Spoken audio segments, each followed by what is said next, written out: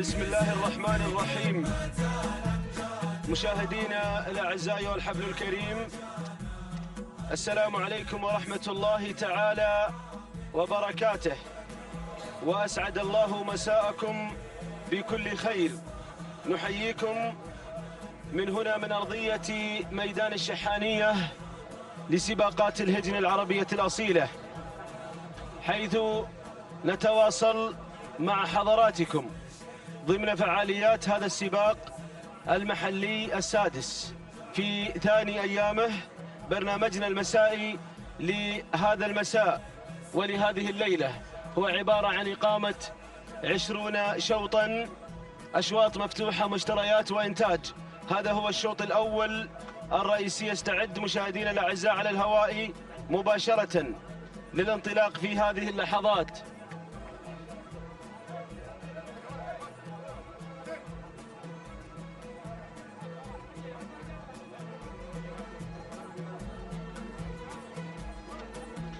حيث تستمر مشاهدينا الأعزاء هذه الانطلاقات على الهواء مباشرة عبر قناة الريان الفضائية، قنوات الدوري والكاس، موقع الأبرقة لسباقات الهجن، في بث مباشر على الهواء مباشرة، وعبر أثير الراديو على مختلف المحطات الإذاعة الناقلة لهذا الحدث ولهذا السباق الكبير والهام.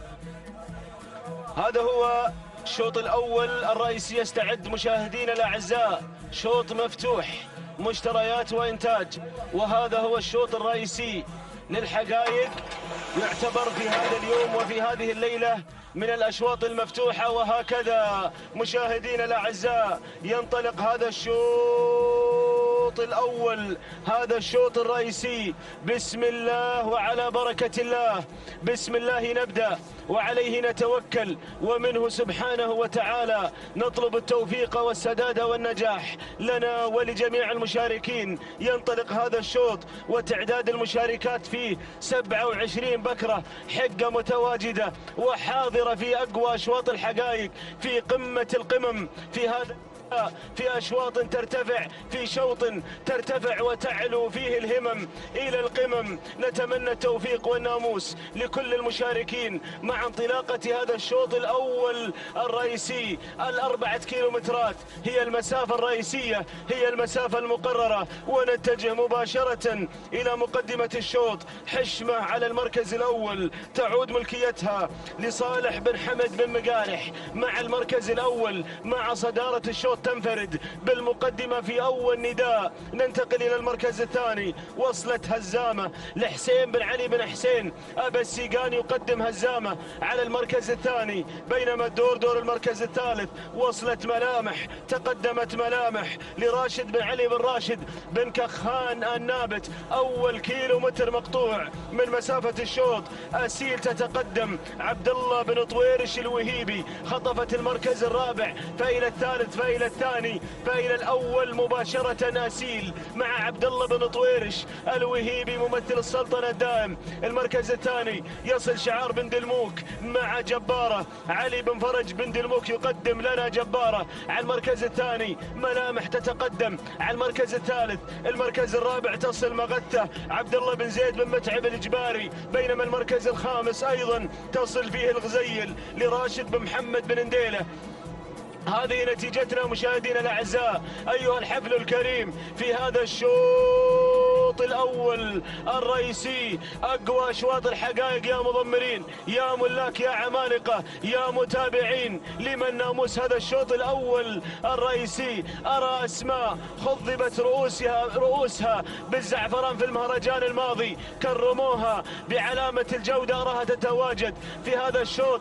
كم اسم موجود في هذا الشوط حاصل على سيارة أو رمز في السباقات الماضية وفي مهرجان المؤسس الماضي. الليلة الليلة ليلة المحك الحقيقي لهؤلاء المضمرين. مهرجان يمهد لمهرجان حضرة صاحب السمو الأمير الوالد في الشهر القادم بعد أسبوعين تقريبا. الله، تنتصف المسافة وأرى هجوم على المقدمة من 4 أسماء، 4 شعارات، وهناك أسماء قادمة أراها بالعين المجردة، وهذا إن دل على شيء فدليل على قوة هذا الشوط وقوة الأسماء الحاضرة في التضمير وفي النوعيات المتواجدة في أقوى أشواط الحقائق. ما زالت جبارة على المركز الأول. علي بن فرج بن دلموك يقدم جبارة اللي مسارها ممتاز وأدائها ممتاز. حافظ يا أبو فرج، حافظ يا أبو فرج على هذه المقدمة وخلك مرتاح، خل أعصابك مرتاحة مع جبارة اللي ترقص على الصدارة. المركز الثاني مغثى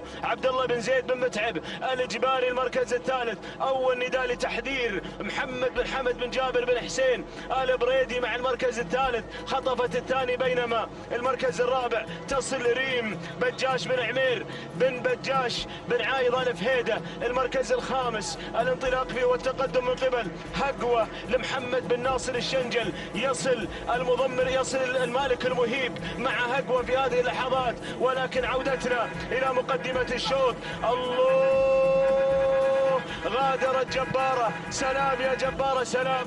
طارت جبارة بالشوط الرئيسي المفتوح. المركز الثاني ريم بجاش بن عمير، بجاش بن عميران بن بجاش آل فهيدة مع فهد بن عميران. المركز الثالث يصل شعار بن عويج مع تحذير محمد بن حمد بن جابر بن عويج، بينما هقوة تصل على المركز الرابع للمهيب محمد بن ناصر الشنجل. المركز الخامس انطلقت شهلة عبد الله بن مسلم بن سفران، ولكن نعود إلى جبارة، نعود إلى جبارة من افتتحت الكيلو متر الأخير. طار بن دلموك، طار بن دلموك بناموس الشوط الرئيسي. الله يا أبو فرج، حافظ على جبارة، سقاها السيل منطقة الإنتاج.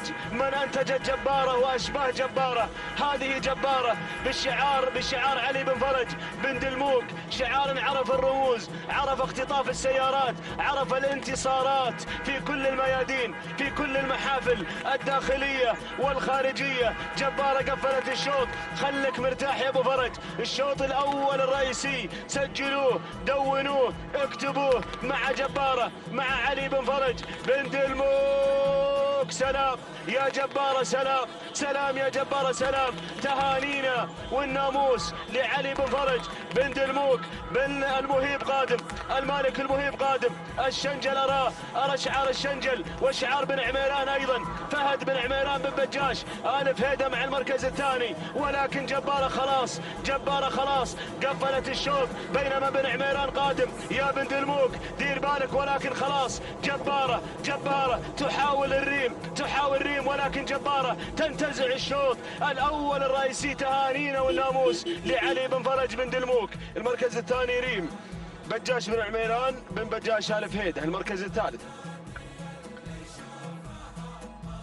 الثالث هقوة لمحمد بن ناصر الشنجل. المركز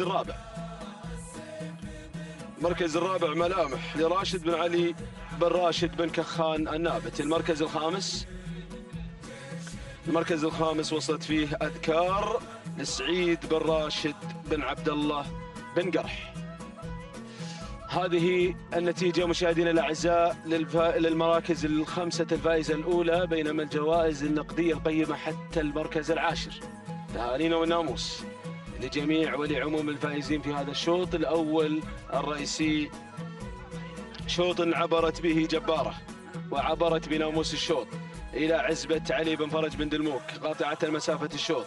راحت ال6 دقائق يا علي بن فرج، 5 دقائق 57 ثانية 66 جزء من الثانية. تهانينا والناموس لمالك جبارة علي بن فرج بن دلموك، والتهاني لآل دلموك كافة على هذا الفوز والتألق في مساء هذه الليلة. المركز الثاني وصلت ريم، ما قصرت، قطعت المسافة في 5 دقائق 58 ثانية 82 جزء من الثانية. تهانينا لبجاش بن عميران بن بجاش آل فهيدة، والتهاني والناموس لفهد بن عميران بن بجاش على فوز ريم بالمركز الأول في هذا الشوط، بالمركز الثاني في هذا الشوط الرئيسي الأول. المركز الثالث هقوة مع شعار المالك المهيب محمد بن ناصر الشنجل، قطعت المسافة في 6 دقائق بدون 68 جزء من الثانية. التهاني والناموس داعم هذا الشعار ولمالك هذا الشعار محمد بن ناصر الشنجل. تهانينا وناموس لجميع الفائزين. وينطلق الشوط الأول الرئيسي، أقوى أشواط الحقائق في هذا اليوم وفي هذه الليلة. وأنقل الكلمة والميكروفون للزميل مطلق بن علي العنزي. بسم الله الرحمن الرحيم. أشكر زميلي وأخي محمد بن بريك المري.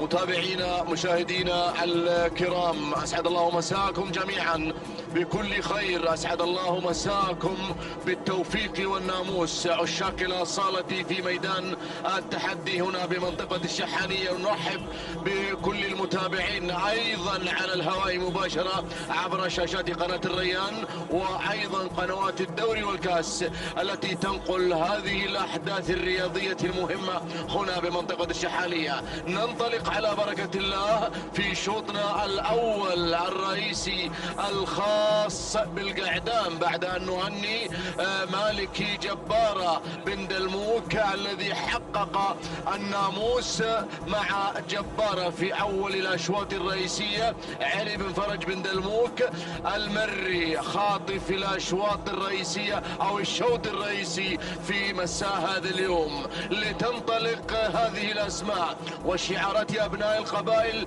معلنة حضورا آخر لهذه الأصائل وهذه السبق هنا في هذا المساء. المركز الأول مبدع، المركز الأول للسيد سالم بن فهيد بن براك بن فهيد الزبداني مع المركز الأول ومع الصدارة. يليه بالمركز الثاني جلمود، على المركز الثاني للسيد حمد بن مبارك بن محمد الرخيلة المري على المركز الثاني. المركز الثالث الفاتن على المركز الثالث. هذا شعار جبارة يا بن بريك. نعم شعار جبارة. جابر بن فرج بن حمد بن ناصر بن دلموك على المركز الثاني يبحث عن خطف ناموس آخر في هذا اليوم، ناموس رئيسي طماع هذا بن دلموك اليوم. المركز الرابع، المركز الرابع من سياف لسيد سعد بن سالم بن حمد النعيمي على المركز الرابع. المركز الخامس يتواجد وينطلق بالمركز الخامس مبلش مسعود بن محمد بن مسعود بن قطامي المري، والتدخل من الجانب الاخر عند برزان شعار الدكتور عبد الله بن مطر بن ضابط الدوسري على المركز الخامس. ايضا ينطلق ويندفع في طريق الناموس باحثا عن تحقيق هذا الناموس الغالي في هذا المساء في هذا الشوط الرئيسي، في هذا الشوط الرئيسي الاول الخاص بالقعدان. نعود الى المركز الاول، الى صدارة الشوط. يا سلام، الفاتن على المركز الاول غير الشعار الشطرنجي في المركز الاول. جابر بن فرج بن حمد بن ناصر بن دلموك. موقع جبارة في هذا المسار في الشوط الماضي حققت وانطلقت من لوحة 2 كيلومترات، كنت متابعا لها، انطلقت من هذا الموقع. يعني الفاتن خطير خطير خطير خطير خطير يا الزبداني. الفاتن اللي على المركز الاول جابر بن فرج بن حمد بن ناصر بن دلموك مع مقدمة الشوط، داخل بكل قوة، حاضر بكل ما أوتي في هذا السباق المحلي السادس. خلاص بدأت الأمور بالوضوح، بدأت الأمور بالوضوح. شوف المركز الثاني، المركز الثاني من؟ المركز الثاني جلمود حمد بن مبارك بن محمد الرخيل المري مع المركز الثاني. المركز الثالث اسم جديد ينضم وهو شاهين مبارك بن محمد بن حمد آل فهيد المري. وصل بن قريع، وصل بن قريع، يحاول من الصباح بن قريع أن يحقق ناموس رئيسي. يا سلام يا سلام المركز الخامس، المركز الخامس من سياف محسن بن راشد بن محمد الفهيدة، شعار بن بعيران على المركز الرابع، شعاري عجيبة المركز الخامس. خلونا نعطي المركز الخامس كله حقه مقدام حمد بن محمد بن سالم بن جهويل، لكن يا سلام مبدع اليوم هذا يا بن بريك، مبدع اليوم، مبدع ومنطلق في طريق الناموس. الله عليها الرقم 1 جبارة، وهذا عليه الرقم 1 خطير بن دلموك، والله خطير بن دلموك، خطير ومبدع اليوم. شوف الرقم 1 على جبارة والرقم 1 على الفاتن في الأشواط الرئيسية الأولى المسائية يحقق هذا الشعار ناموسا آخر بعد أن حققت جبارة الناموس الماضي. جود افترنون يا بن دلموك، جود افترنون. مساء الناموس، يعني مساء الناموس، مساء الأشواط الرئيسية، مساء الانتصار، انتصار والأروع مع هذا الشعار الشطرنجي الخطير المثير. الله استعد للمقابلة يا علي يا بن فرج يا بن دلموك. تهانينا والناموس المركز الثاني شاهين مبارك بن محمد بن حمد الفهيدة المري. المركز الثالث وصل بحفظ الله ورعايته المستشار محمد بن قريع المري. المركز الرابع مكرم لعلي بن صالح بن هزاع بن حمد العذبة. المركز الخامس وصل إدخان لجابر بن محمد بن ناصر آل بريد المري. متابعينا مشاهدينا الكرام، الأشواط الرئيسية المسائية يحققها الشعار بن دلموك، الشعار الشطرنجي، شوطين رئيسيين متتاليين يحققهما هذا البطل في هذا المساء. الشعار الشطرنجي هذا هو الفاتن لحظة الانطلاق والاندفاع إلى خط النهاية، ولقطة ولا أروع عبر شاشات قناة الريان في هذا المساء. الفاتن جابر بن فرج بن حمد بن ناصر بن دلموك. التوقيت الزمني لحظة وصول إلى خط النهاية 5 دقائق 53 ثانية 84 جزء من الثانية. بن دلموك يحطم توقيت بن دلموك في الشوط الماضي. تهانينا والناموس المركز الثاني شاهين مبارك بن محمد بن حمد آل فهيدة المري. التوقيت الزمني لحظة وصوله إلى خط النهاية 5 دقائق 59 ثانية 34 جزء من الثانية. تهانينا والناموس المركز الثالث المستشار يصل بالمركز الثالث 6 دقائق ثانية 39 جزء من الثانية. التهنئة لمالك المستشار محمد بن علي بن حمد بن علي المري، شعار الامبراطور. تهانينا والناموس للجميع. تتواصل مشاهدينا الأعزاء على الهواء مباشرة انطلاقات هذا المساء، وينطلق شوطنا الثالث. هذا الشوط يعتبر الثاني لفئة البكار، أو هو الثاني لفئة الحقائق البكار. الأشواط المفتوحة مشتريات وإنتاج، ونتمنى إن شاء الله التوفيق للجميع. مقدمة الشوط ومن تنطلق على الهواء مباشرة مع انطلاقة هذا الشوط الثاني للبكار. تتقدم الفهدة على المركز الأول، تعود ملكيتها لجابر بن عبد الهادي بن جابر آل بريدي. خطفت المركز الأول وخطفت الصدارة الفهدة. ننتقل إلى المركز الثاني، شقرة تصل على المركز الثاني لحمد بن صالح بن هزاع العذبة مع المركز الثاني، بينما دور المركز الثالث تصل أفواج، تعود ملكيتها لصالح بن طالب بن مسلم بن عقيل مع المركز الثالث أفواج. ننتقل إلى المركز الرابع، تتقدم وجنة لحمد بن جار الله المكسور، بينما المركز الخامس الكحيلة تتقدم إلى المركز الخامس وتنتقل إلى المركز الرابع مع حمد بن محمد بن سالم بن جهويل. هذا هو نداءنا الأول مشاهدينا الأعزاء، وهناك أسماء لها ثقلها في الشوط لم يحن موعد دخولها إلى دائرة النداء والإذاعة. أول كيلومتر مشاهدينا الأعزاء ينقضي ويتبقى أقل من 3 كيلومترات عن معرفة بطلة هذا الشوط الليلة. بطلة الشوط الثاني للبكار لمن من هذه الشعارات، لمن ناموس هذا الشوط في هذا المساء. ما زالت المقدمة مع شقرة على المركز الأول لحمد بن صالح بن هزاع العذبة، وأرى التسلل من الجانب الآخر. من تتقدم وجنة حمد بن جار الله بن سالم المكسور، خطفت المقدمة وجنة، تسللت إلى الصدارة إلى المقدمة بشعار المكسور حمد بن جار الله بن سالم المكسور مع المركز الأول وجنة. المركز الثاني شقرة لحمد بن صالح بن هزاع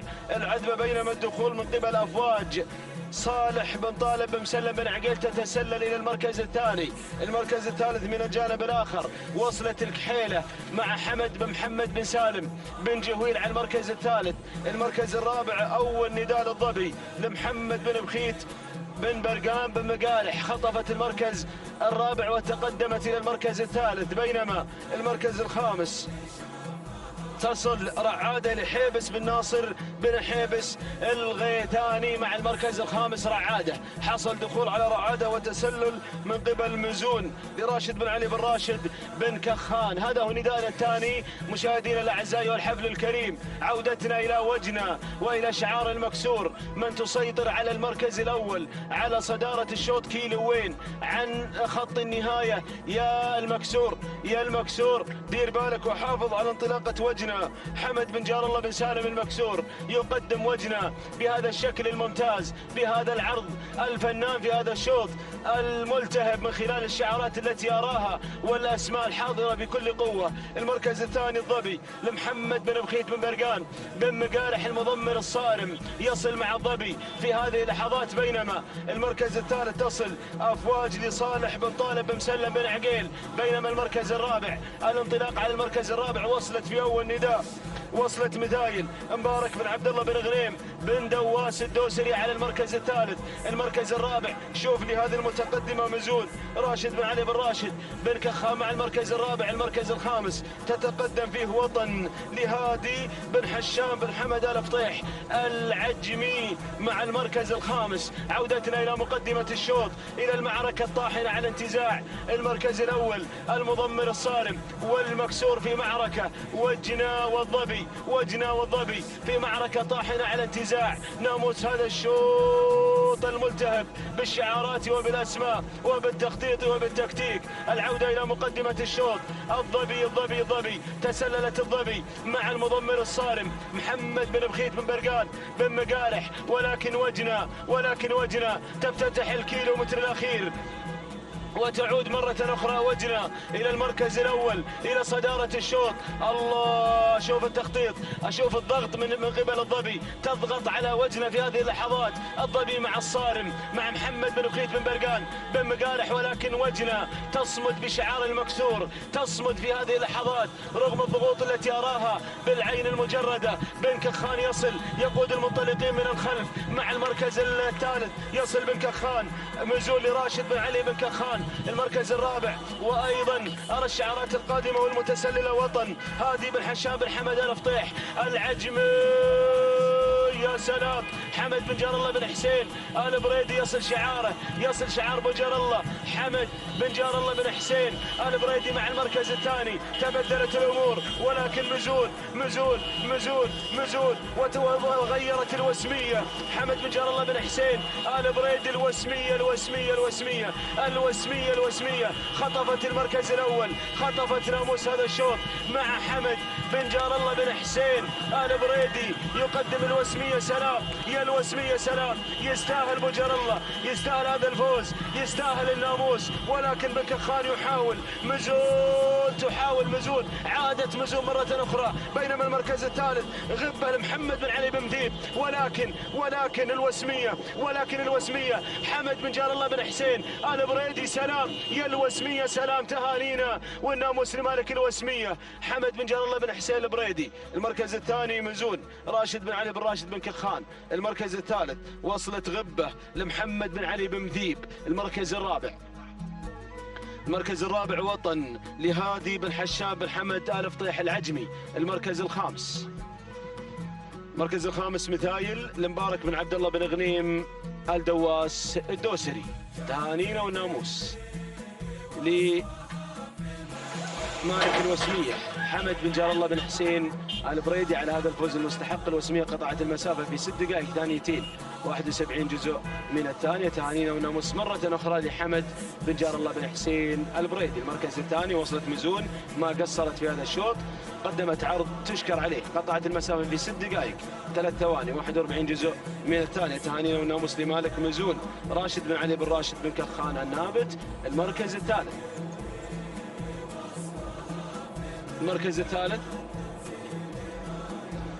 الثالث غبة قطعت المسافة في 6 دقائق 4 ثواني 10 أجزاء من الثانية. تهانينا والناموس لمالك غبة محمد بن علي بن محمد بن مذيب. تهانينا والناموس للجميع.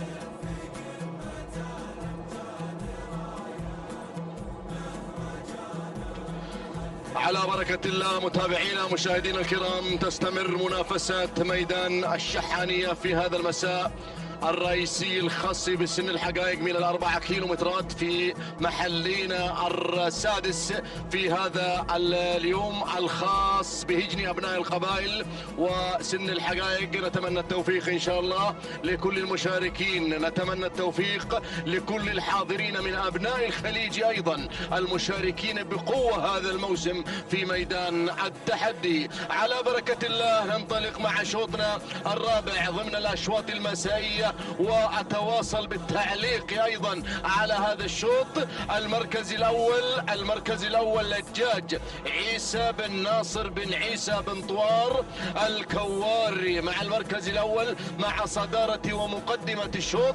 المركز الثاني يتواصل النداوي للسيد راشد بن محمد بن حمد بن محمد الدعية مع ثاني المراكز. المركز الثالث هملول على المركز الثالث طالب بن عبد الهادي بن طالب الشهواني المري الشهواني الهاجري على المركز الثالث. المركز الرابع من الجانب الآخر يتوصل خبر عاجل على المركز الرابع أحمد بن راشد بن حسن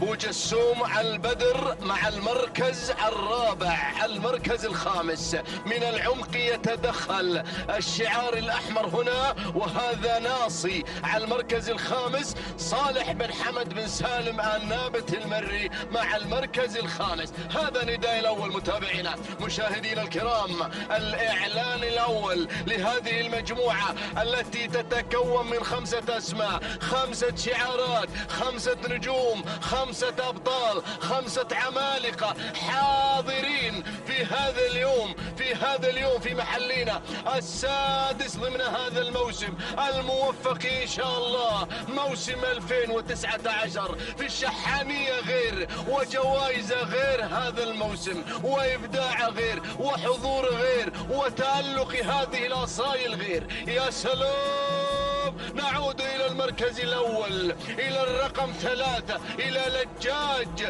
لجاج اللي خطف المركز الأول من قبل شعار الدعية. على المركز الأول نداوي الدعية مع المركز الأول، راشد بن محمد بن حمد بن محمد الدعية مع المركز الأول مع صدارة ومقدمة الشوط يقود الأسماء. المركز الثاني لجاج عيسى بن ناصر بن عيسى بن طوار الكواري. عند المركز الثالث نمبر 2 ناصي لصالح بن حمد بن سالم النابت المري. المركز الرابع بن قريع يصل مرة أخرى محاولا خطف نقطة في هذا المساء. الله، شعار بن قريع مع السيل للسيد بخيت بن علي بن حمد المري على المركز الرابع. المركز الخامس وين المركز الخامس؟ هذا هو الشجاع لراشد بن سعد بن سلطان المسيفري عند المركز الخامس. ولكن انتهينا من إعلان النجوم ال5، المراكز ال5 الأولى إلى الشعار الدعية، الشعار الخطير، الشعار المثير. الله، بدأ الجد يدعي الآن. بدأنا بالكيلومتر الأخير، كيلو الإقلاع، كيلو الهبوط التدريجي إلى خط النهاية. ليس الإقلاع يا بن بريك، بل الهبوط إلى خط النهاية. بان خط النهاية يدعي، يبغي الموقف، يبغي له تركيز، يبغي تركيز. الإمبراطور قادم مصر. الله، شوباش قادم، شوباش قادم على المركز الاول. حفيظ بن حمد بن عبد الله البعلص المري مع المركز الاول، مع صدارة ومقدمة الشوط. الامبراطور يحاول بن قريع. اللحظات الحاسمة. شوباش حفيظ بن حمد بن عبد الله البعلص المري مع المركز الاول مع شوباش.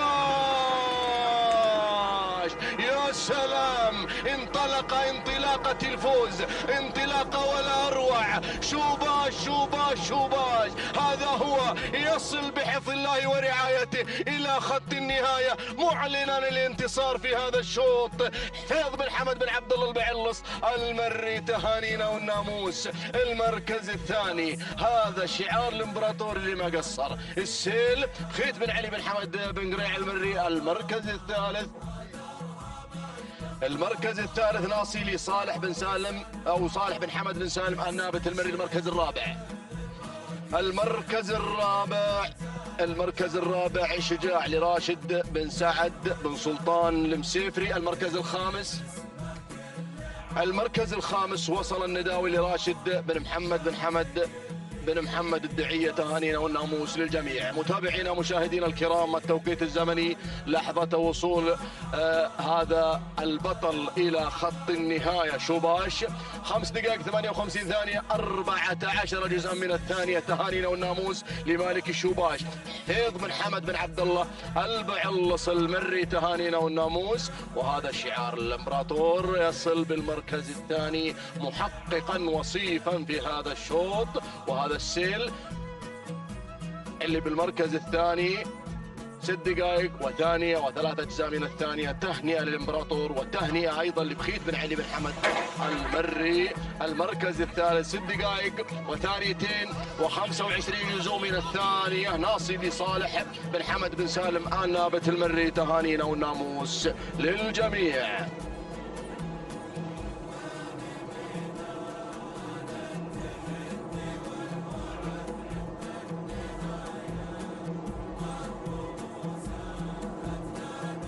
بسم الله الرحمن الرحيم. بسم الله نبدأ وبه نستعين. مشاهدينا الكرام، متابعينا في كل مكان، أسعد الله مساكم بكل خير وبركة. نرحب بكم من هنا من أرضية ميدان الشحانية في ضمن هذا السباق المحلي السادس وفي ثاني أيامه في منافسات سن الحقائق. على بركة الله مشاهدينا الكرام، تنطلق هذه الأشواط العامة الخاصة بشعارات أبناء القبائل هنا في ميدان التحدي. نتابع هذه الانطلاقة وخامس أشواطنا في هذه الأمسية التراثية، شوط خاص بالإبكار الحقائق، والمسافة هي 4 كيلومترات. نتابع البداية ونسير مباشرة مع أول المراكز مزون هنا من تحتل المركز الأول لمحمد بن راشد بن علي بن قطفة،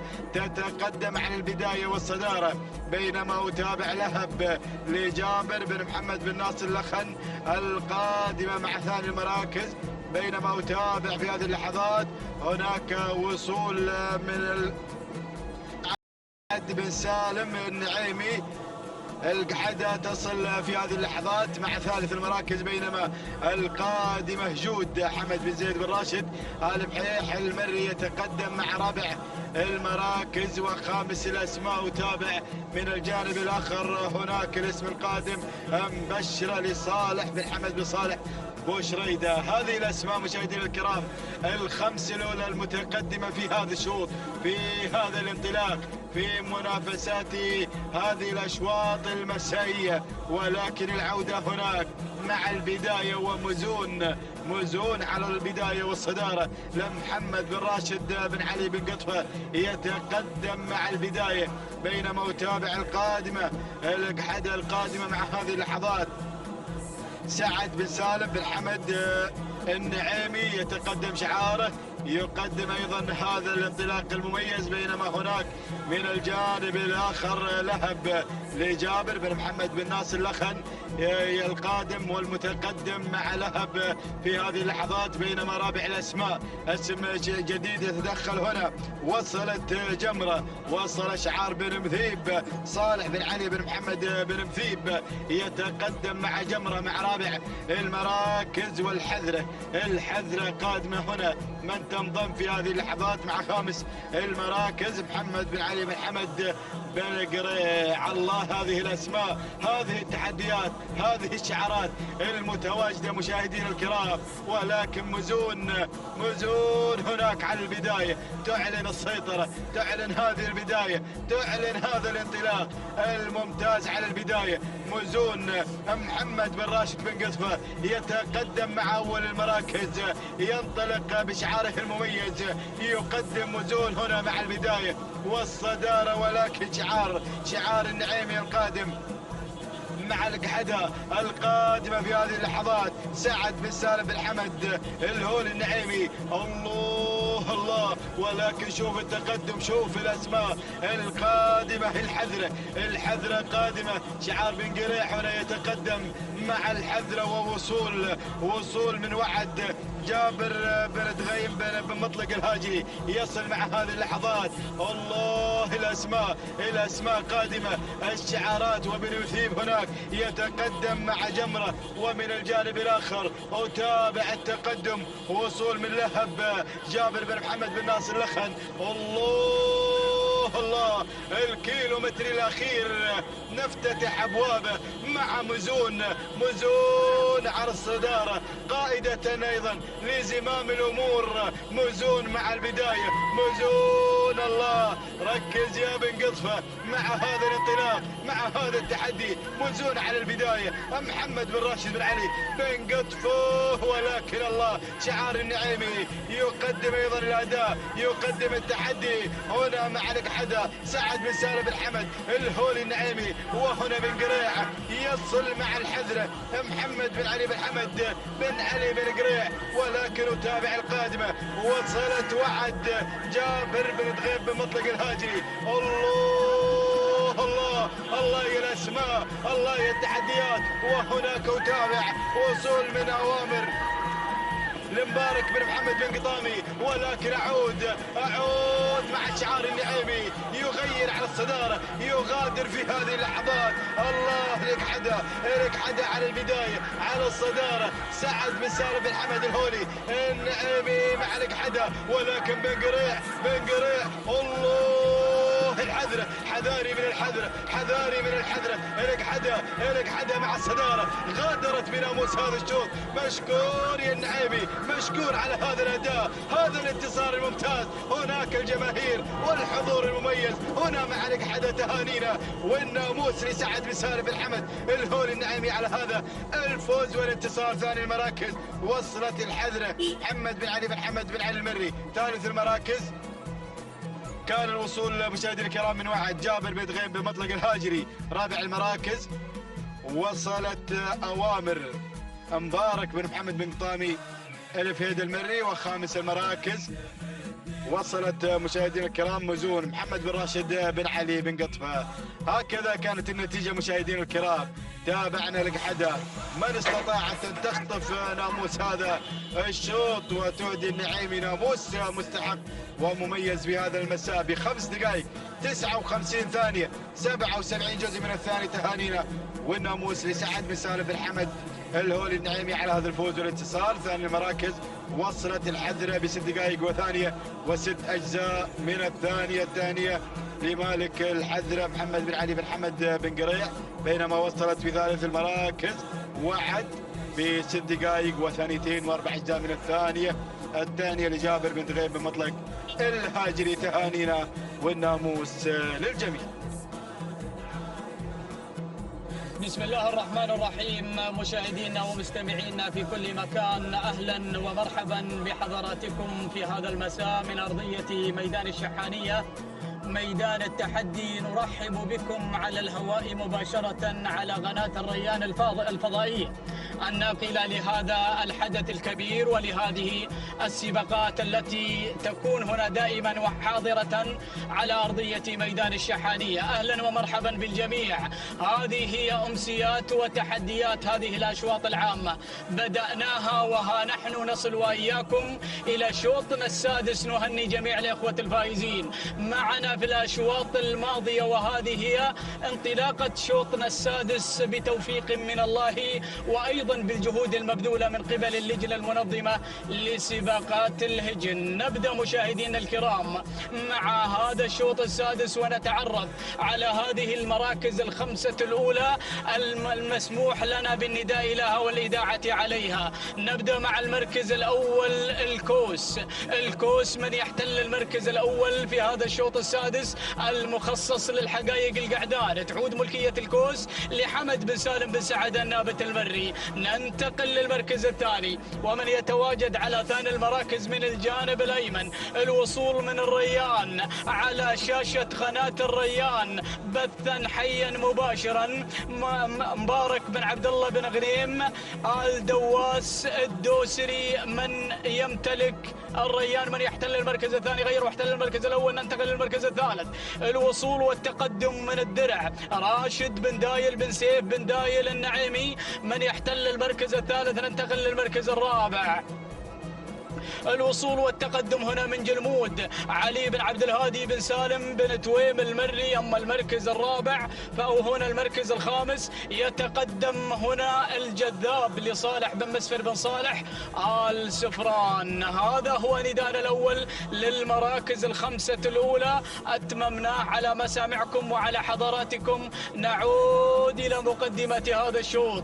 انتصفت مسافتنا المقررة من اللجنة المنظمة لسباقات الهجن لهذا السن. نعم، نصل وإياكم إلى 2 كيلومترات والبداية والمقدمة. معاك يا الدوسري، معاك يا بن دواس مبارك بن عبد الله بن غنيم آل دواس الدوسري مع الريان هنا مع المقدمة والصدارة، بينما يصل هنا على المركز الثاني. يتقدم في هذه اللحظات يتقدم الكوس لحمد بن سالم بن سعيد النابت. وننتقل للمركز الثالث، الوصول هنا من الدرع تعود ملكيته لراشد بن دايل بن سيف بن دايل النعيمي. من يأتي هنا مع الدرع مع المركز الثالث. رابعا، الوصول والتقدم هنا من جلمود علي بن عبد الهادي بن سالم بن تويم المري. والمركز الخامس، شوف الوصول بأول نداء في هذه اللحظات لعز الجيش سالم بن فهيد بن براك بن فهيد من يأتي ويحتل المركز الخامس.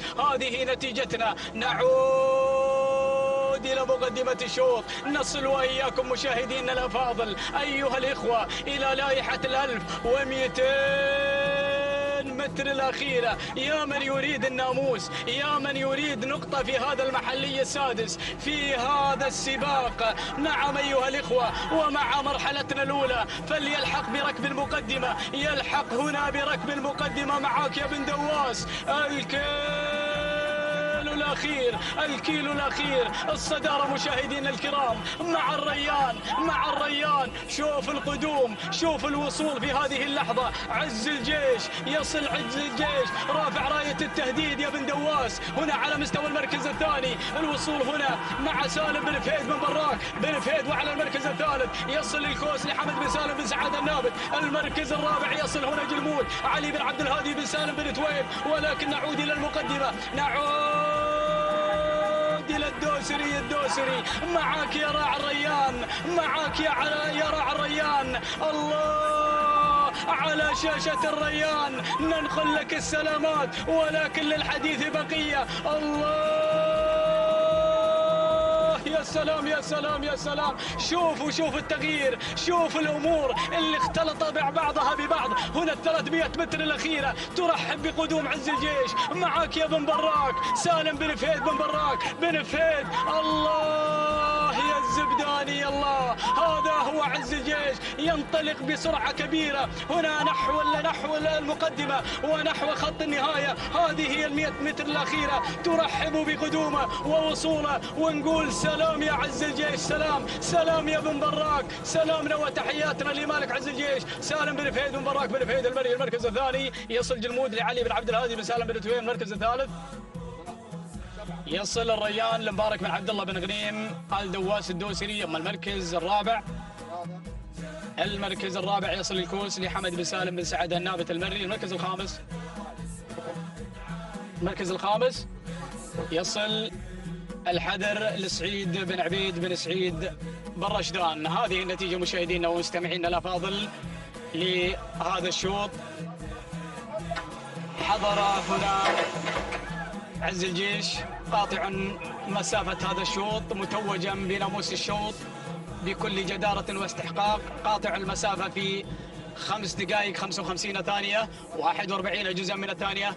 تهانينا والناموس لمالك عز الجيش سالم بن فهيد بن براك بن فهيد آل زبدان المري. أما المركز الثاني 5 دقائق 55 ثانية 91 جزءا من الثانية، هذا هو توقيت جلمود. تهانينا لعلي بن عبد الهادي بن سالم بن تويم. المركز الثالث يصل الريان، يقطع المسافة في 5 دقائق 57 ثانية 92 جزءا من الثانية. تهانينا والناموس لمالك الريان مبارك بن عبد الله بن غنيم آل دواس الدوسري. تهانينا والناموس للجميع.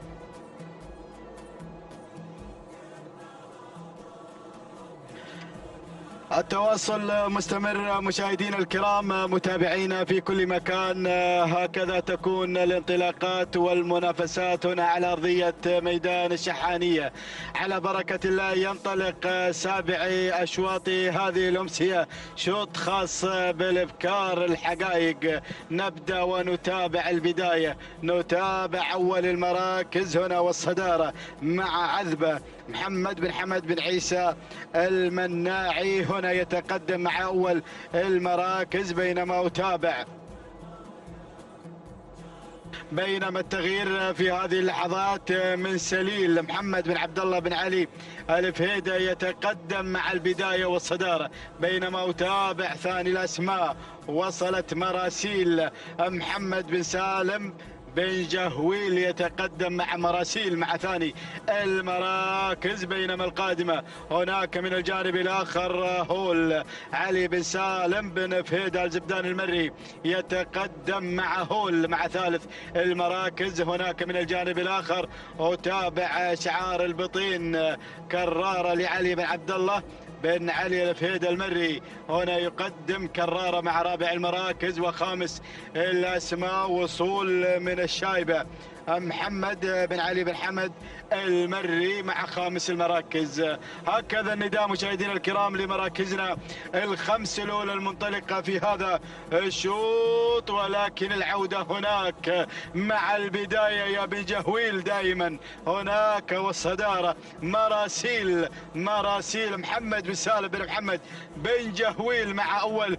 المراكز يقدم مراسيل، بينما القادمة من الجانب الآخر هناك كرارة علي بن عبد الله بن علي الفهيد المري. شعار البطين يغير إلى ثاني المراكز، بينما أتابع وصول في هذه اللحظات وصلت هول علي بن سالم بن فهيد الزبدان المري يتقدم مع ثالث المراكز، بينما القادمة وصول في هذه اللحظات من سليل محمد بن عبد الله بن علي الفهيد القادم مع هذه اللحظات. وهناك أتابع الأسماء، الله أتابع أيضا الشعار القادم هنا مع الشايبة محمد بن علي بن حمد بن علي المري يتقدم مع الشايبة في هذا الانطلاق وهذا التحدي. ولكن العودة إلى البداية، أعود هناك مع البداية مع الصدارة.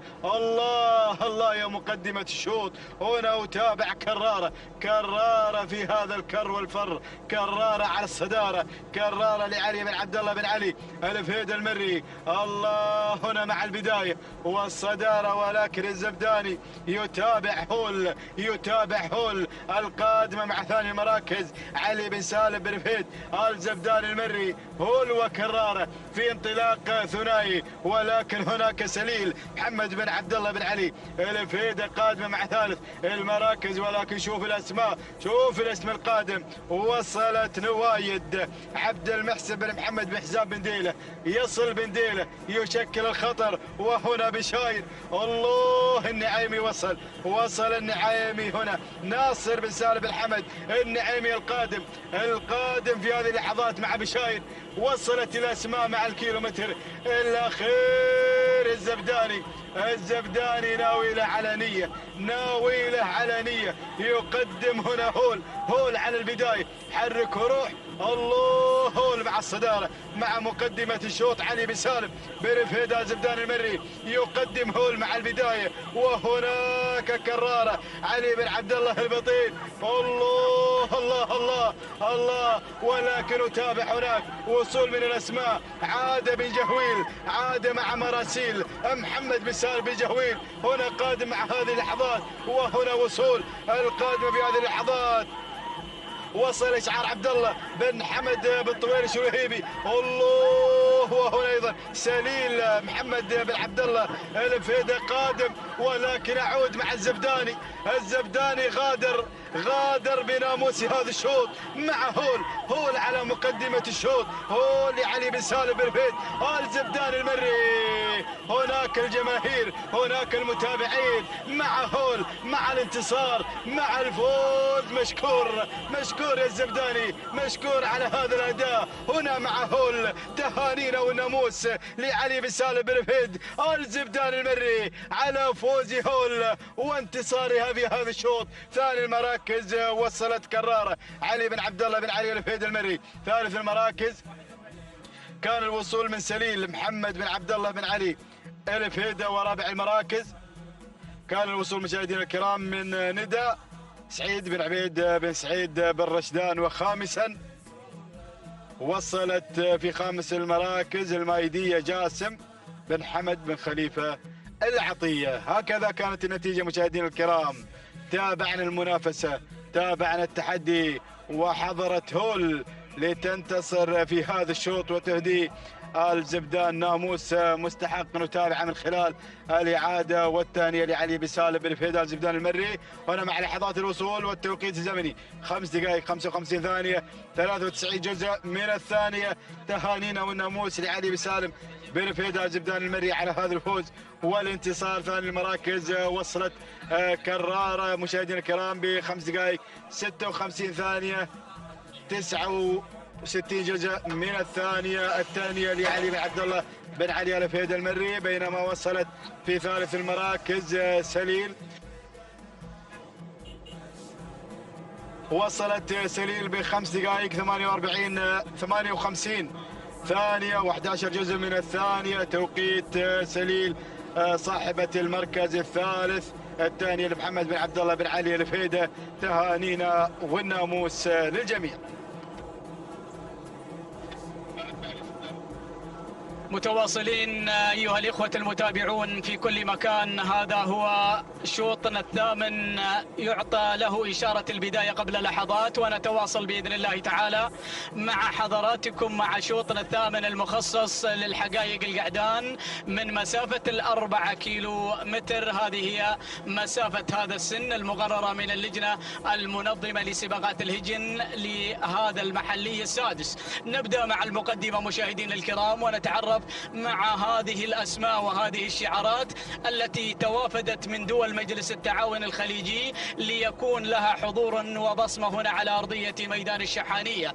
نبدأ مع المركز الأول هنا حطاب سعيد بن عبيد بن سعيد بن رشدان. من يتواجد مع المركز الأول هنا يحمل آمال وتطلعات أهالي الكرعانة، بينما الوصول والدخول والتسلل في هذه اللحظة من حامل رقم 35.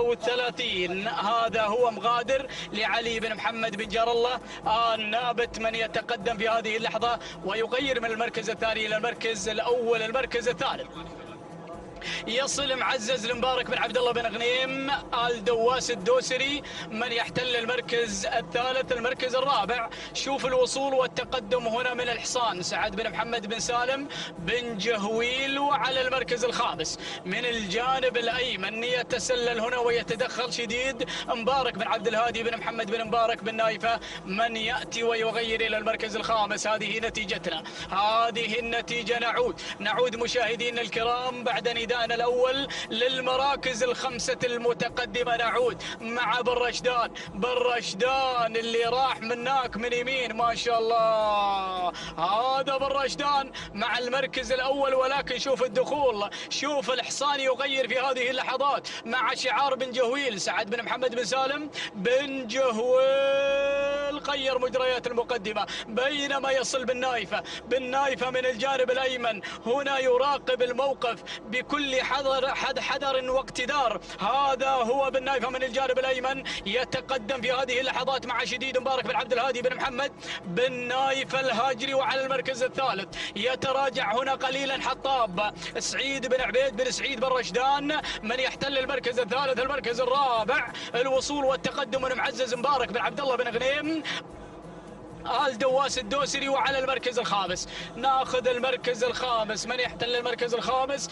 يصل هنا شاهين جاسم بن حمد بن خليفة العطية في أول نداء له. هذه نتيجتنا. نعود إلى شعار السندباد القطري مع المركز الأول مع صدارة هذا الشوط. يتحكم في زمام الأمور هنا، يسيطر بكل أريحية، يقول هذا الشوط هو من نصيبي وأنا كفوا له. نعم أيها الإخوة الأفاضل، هكذا يتكلم بن جهويل، هكذا يحكي بلسانه، ولكن إخوانه المنافسين يرقبون كما يرقب ولهم أيضا الرقبة وحق المنافسة. ولكن شوف المركز الثاني، شوفوا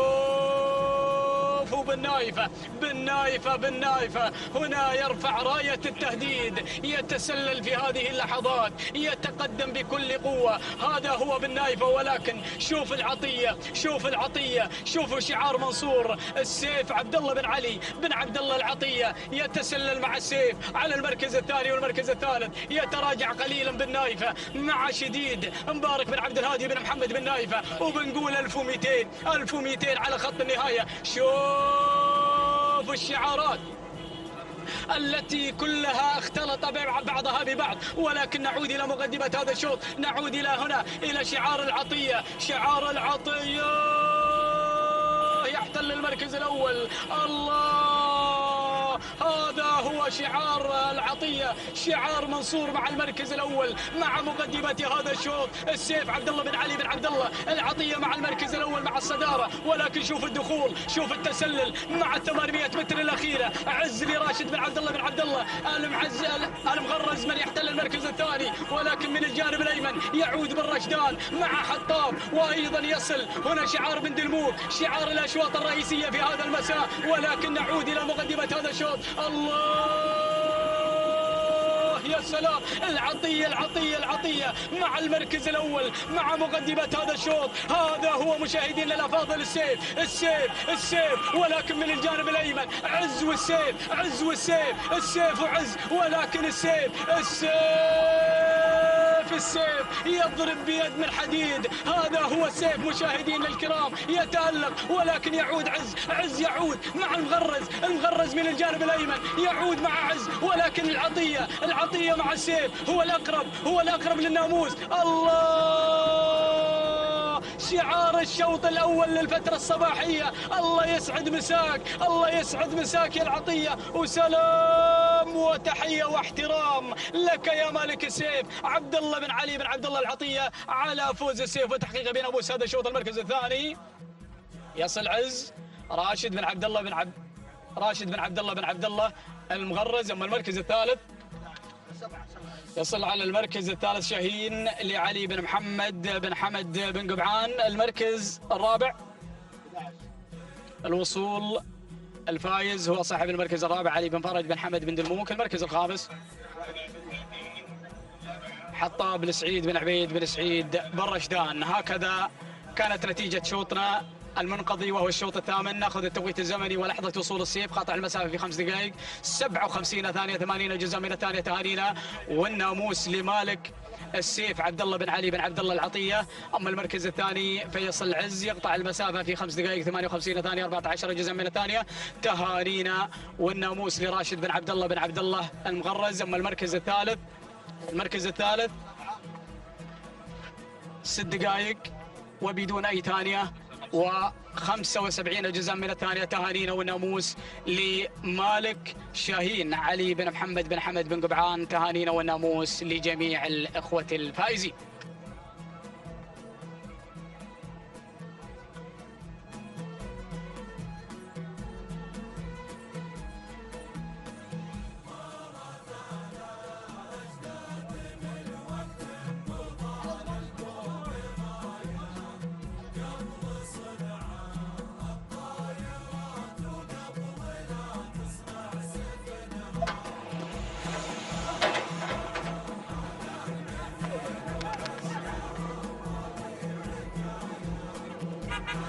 السلام عليكم ورحمة الله وبركاته أيها الأخوة مشاهدينا ومتابعينا الكرام عبر شاشة قناة الريان الفضائية. نتابع وإياكم في هذه اللحظات هذا الانطلاق مع سن الحقائق في هذا المحلي السادس. نتابع هذه الأشواط المتتالية هنا في هذا المساء مع سن الحقائق، والشوط التاسع هنا في مجمل الأشواط المسائية. نتابع هنا هذا الشوط والمقدمة والصدارة دائما وأبدا هي أيضا عشق الجميع، هو الناموس. نتابع المركز الأول والمقدمة هناك مع المركز الأول اللي هي بلشة لعوضة بن عبد الله بن حمد بن قبعان. هنا الزهيري يرافقها في هذه اللحظات، بينما المركز الثاني نتابع هنا القدوم في هذه اللحظات والوصول من مثل عبد الرحمن بن محمد بن علي الجربوعي على المركز الثاني. نتابع في هذه اللحظات هنا القدوم مع مثل على المركز الثاني، ولكن شاهد اللي تسللت بهذا الشكل الجميل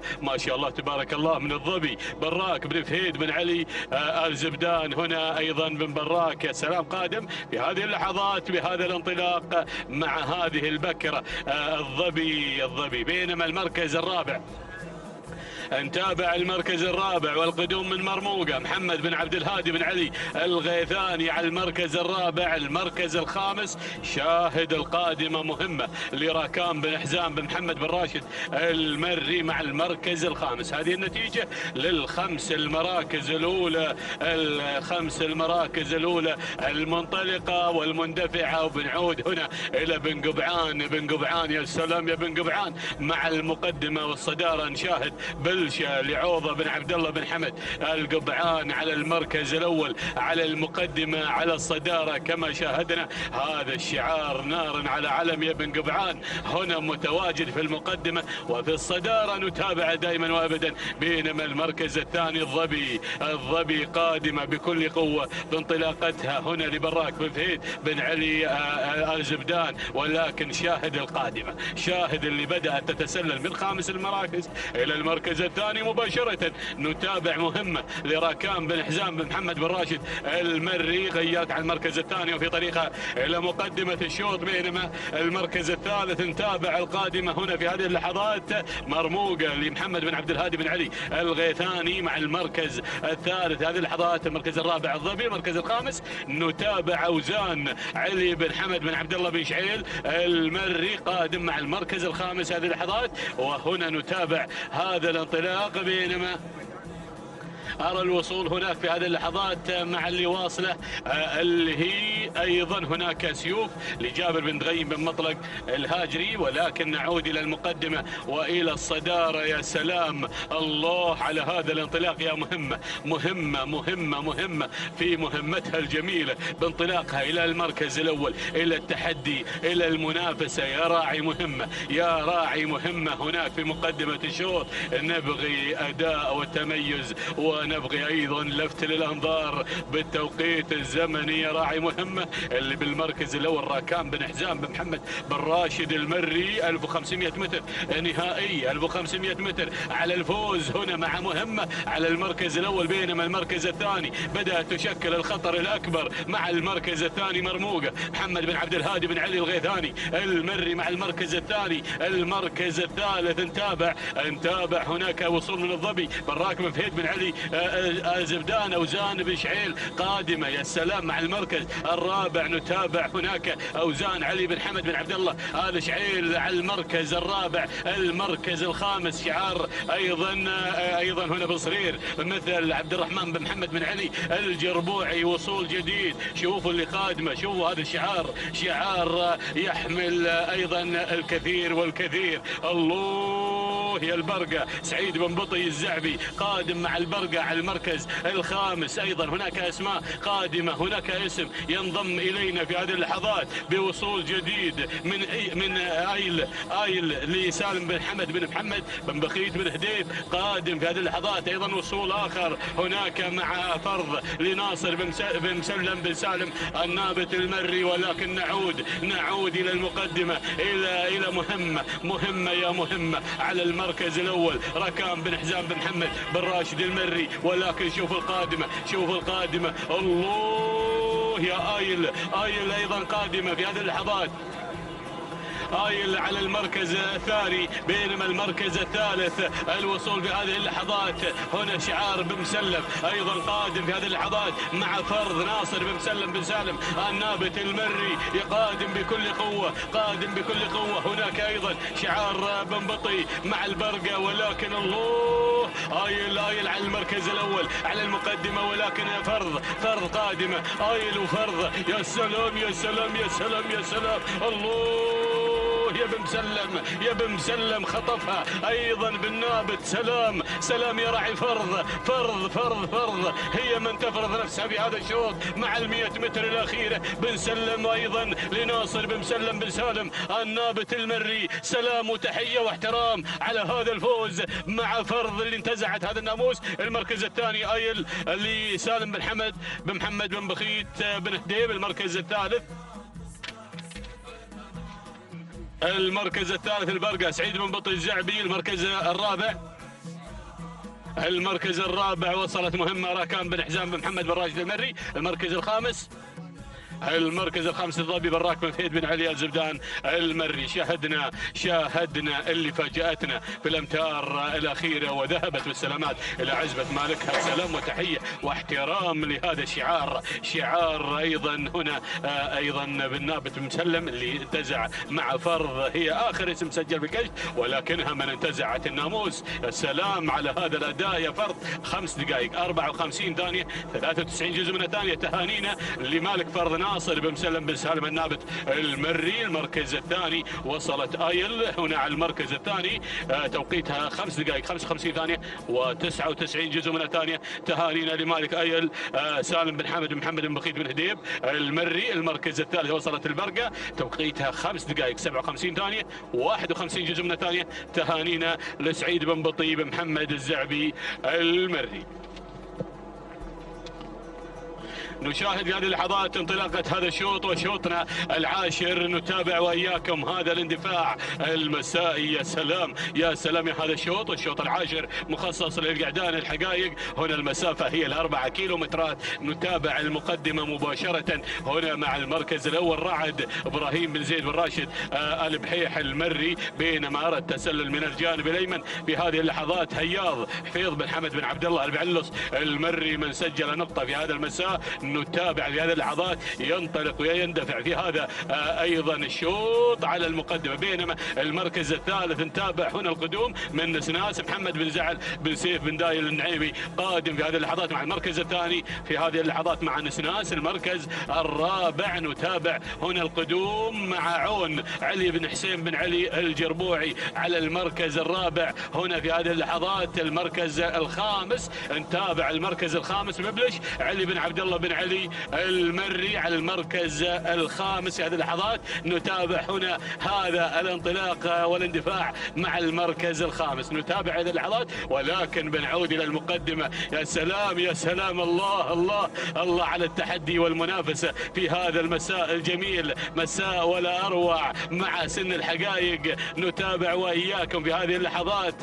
يا سلام على هذا الأداء، ركز يا أبو علي، ركز أيضا بانطلاقاتنا المسائية. هنا نتابع هذا الاندفاع مع المقدمة رعد إبراهيم بن زيد بن راشد البحيحي أيضا على المركز الأول وعلى المقدمة في هذه اللحظات، بينما المركز الثاني والانطلاق مبلش علي بن عبد الله بن علي المري مع مبلش اللي من الجانب الايمن في هذه اللحظات. نتابع ايضا قدوم ووصول من اللي واصل. يا سلام، هناك اللي وصلنا نسناس محمد بن زعل بن سيف بن دايل النعيمي قادم مع المركز الثاني في هذه اللحظات. شوفوا القادم، شوفوا القادم، الله يا سلام يا سلام يا النداوي عبد الله بن محسن بن راشد البعيران قادم في هذه اللحظات. هنا نتابع من حصل على رمز في مهرجان المؤسس، نتابع هذا الشعار. يا سلام يا سلام يا سلام، الله. ولكن شوفوا اللي غير، شوفوا اللي غير، شوفوا اللي انطلق جلمود عبد الله او عوضه بن عبد الله بن حمد القبعان، غير في هذه اللحظات مباشرة الى مقدمة الشوط الى المركز الاول. بن قبعان روح يا بن قبعان روح. يا سلام يا سلام، الله على هذه المقدمة والصدارة مع جلمود جلمود جلمود جلمود عوضه بن عبد الله بن حمد القبعان على المركز الاول على المقدمة. يا سلام يا سلام يا سلام. ولكن نعود الى المركز الثاني، نتابع هناك النداوي عبد الله بن محسن بن راشد الفهيد ايضا هنا بن بعيران. المركز الثالث الوصول في هذه اللحظات من مبلش علي بن عبد الله بن علي المري. المركز الرابع، شوفوا شعار بن ظفر، شوفوا شعاره الميدان الشهيد. يا سلام يا سلام يا سلام. ولكن شوفوا اللي تسلل، اللي تسلل بدوره ايضا. مرور الكرام للجميع، معزم لراشد بن محمد بن مبارك بن علي المري يغير من مركز الى مركز. هذه اللحظات نتابع ونتابع انطلاقته هنا في هذه اللحظات. ولكن نرى هنا شعار بن ظفر قادم هناك مع شكران ابراهيم بن فاضل بن ظفر الهاجري. ولكن شعار بن صرير غير الى المركز الثالث مع عون لعلي بن حسين بن علي الجربوعي المري. المركز الخامس نرى مبلش لعلي بن عبد الله بن علي المري. ولكن نعود الى بن قبعان بن قبعان بن قبعان. ولكن شوفوا معزم راشد بن محمد بن مبارك بن علي المري بدأ يتسلل من الجانب الايمن، بدأ مع معزم من الجانب الايمن. وهنا ايضا بن قبعان مع جلمود على المركز الثاني. ولكن الله يا معزم على مقدمة هذا الشوط، شوطنا العاشر، شوطنا العاشر. من بيسجل باسمه في هذا المساء؟ الله على هذا التحدي وتبديل المراكز. وشوفوا اللي قادم، شوفوا اللي قادم. سلام على المركز الخامس مع صالح بن دلبج وصالح الجربوعي قادم. يا سلام. ولكن بنعود الى راعي معزم راشد بن محمد بن مبارك بن علي المري على المركز الاول. ولكن بن صرير مع عون علي بن حسين بن علي الجربوعي. ولكن شوفوا القادم، شوفوا بن دلبج. يا سلام يا سلام، الله يا سلام قادم في هذه اللحظات. بدأ يغير من مركز إلى مركز، بدأ ينطلق في هذه اللحظات. نتابعه. ولكن الله يا معزم وسلام ومعزم وسلام. الله يا سلام. التحدي التنافس ما بين اثنين، ما بين معزم ما بين سلام. ولكن عزم على الناموس. معزم راشد بن محمد بن مبارك بن علي المري. سلام وتحية واحترام لمالك هذا الشعار، بنسلم عليه على هذا الفوز المستحق وهذا الناموس الغالي. سلام يا معزم، سلام راشد بن محمد بن مبارك بن علي المري. المركز الثاني سلام لصالح بن دلبج وصالح الجربوعي. المركز الثالث وصل عون علي بن حسين بن علي الجربوعي. المركز الرابع وصلنا جلمود عوضة بن عبد الله بن حمد القبعان. المركز الخامس مبلش لعلي بن عبد الله بن علي المري. شاهدنا هذا الشوط، شاهدنا التحدي والمنافسة هنا في هذا المساء. ومعزم من عزم على الناموس، عزم على الفوز بانطلاقة قوية ايضا واندفاع الى خط النهاية. تهانينا لمالك معزم. 5 دقائق 57 ثانية 84 جزء من الثانية. تهانينا لمالك معزم راشد بن محمد بن مبارك بن علي المري. بينما وصل سلام على المركز الثاني 5 دقائق 58 ثانية 50 جزء جزء من الثانية. تهانينا لمالك سلام، أيضا صالح بن دلوج وصالح الجربوعي. المركز الثالث من وصلنا هنا عون، توقيت الزمني 6 دقائق ثانية 1:69 جزء من الثانية. تهانينا لعلي بن حسين بن علي الجربوعي المري.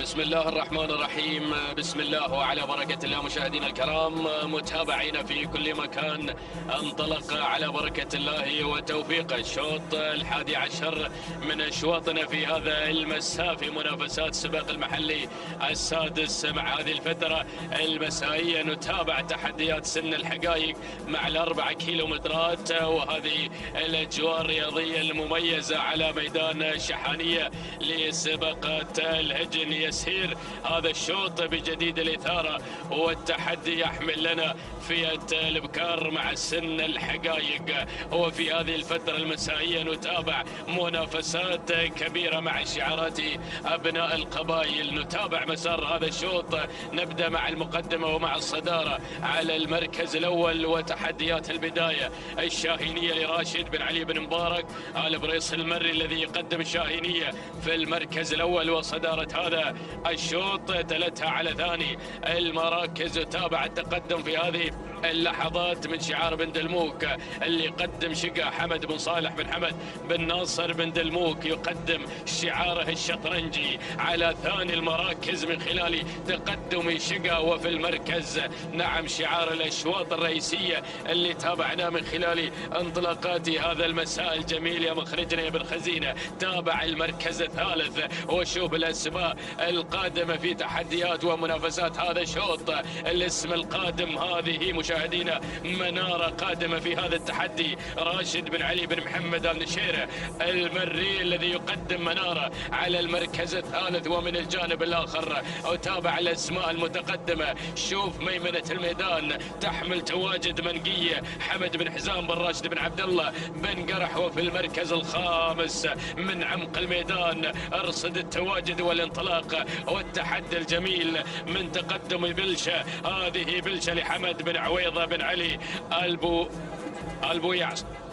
البو يعصم نعم الذي يقدم شعاره ويقدم لنا تحديات بلشة في المركز الخامس. هذه النتيجة مشاهدينا الأعزاء متابعينا الكرام للمراكز المتقدمة في هذا الشوط. ولكن نعود إلى المقدمة والصدارة، عودة إلى البداية مع تحديات الشاهينية في المركز الأول. هذه الشاهينية التي تقود هذه الأسماء متقدمة في هذا الشوط. راشد بن علي بن مبارك آل بريص المري يقدم شعاره وتحدياته في هذا المساء مع تحرك الشاهينية في المركز الأول مع القمة. بينما بن دلموك بدأ يسير مع شقة القادمة والتي تطمع بنقطة أخرى هنا مع شعار بن دلموك. حمد بن صالح بن حمد بن ناصر بن دلموك يقدم إبداعاته في هذا المساء. وهذه شقة المركز الثالث.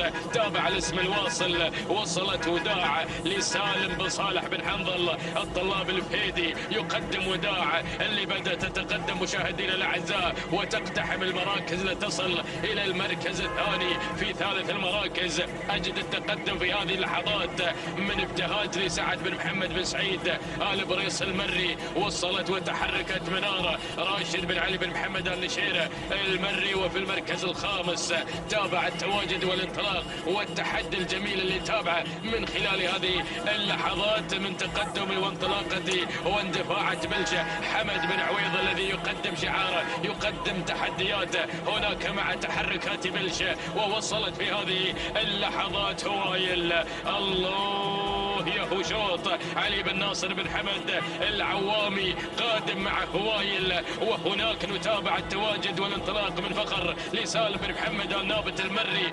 شوف الاسماء القادمة.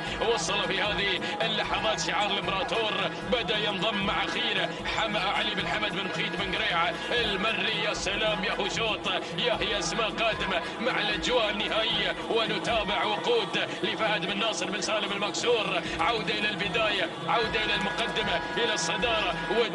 وداع مع النجومية حتى اللحظات. شعار بن حنظل اللي يقدم لنا وداع. سالم بن صالح بن حنظل الفهيدي حافظ على الصدارة مع وداع مع اللحظات الأخيرة. ولكن الله يا سلام يا هوايل القادمة بقوة في هذا الشوط. علي بن ناصر بن حمد العوامي قادم مع هوايل على المركز الثاني وفي ثالث المراكز.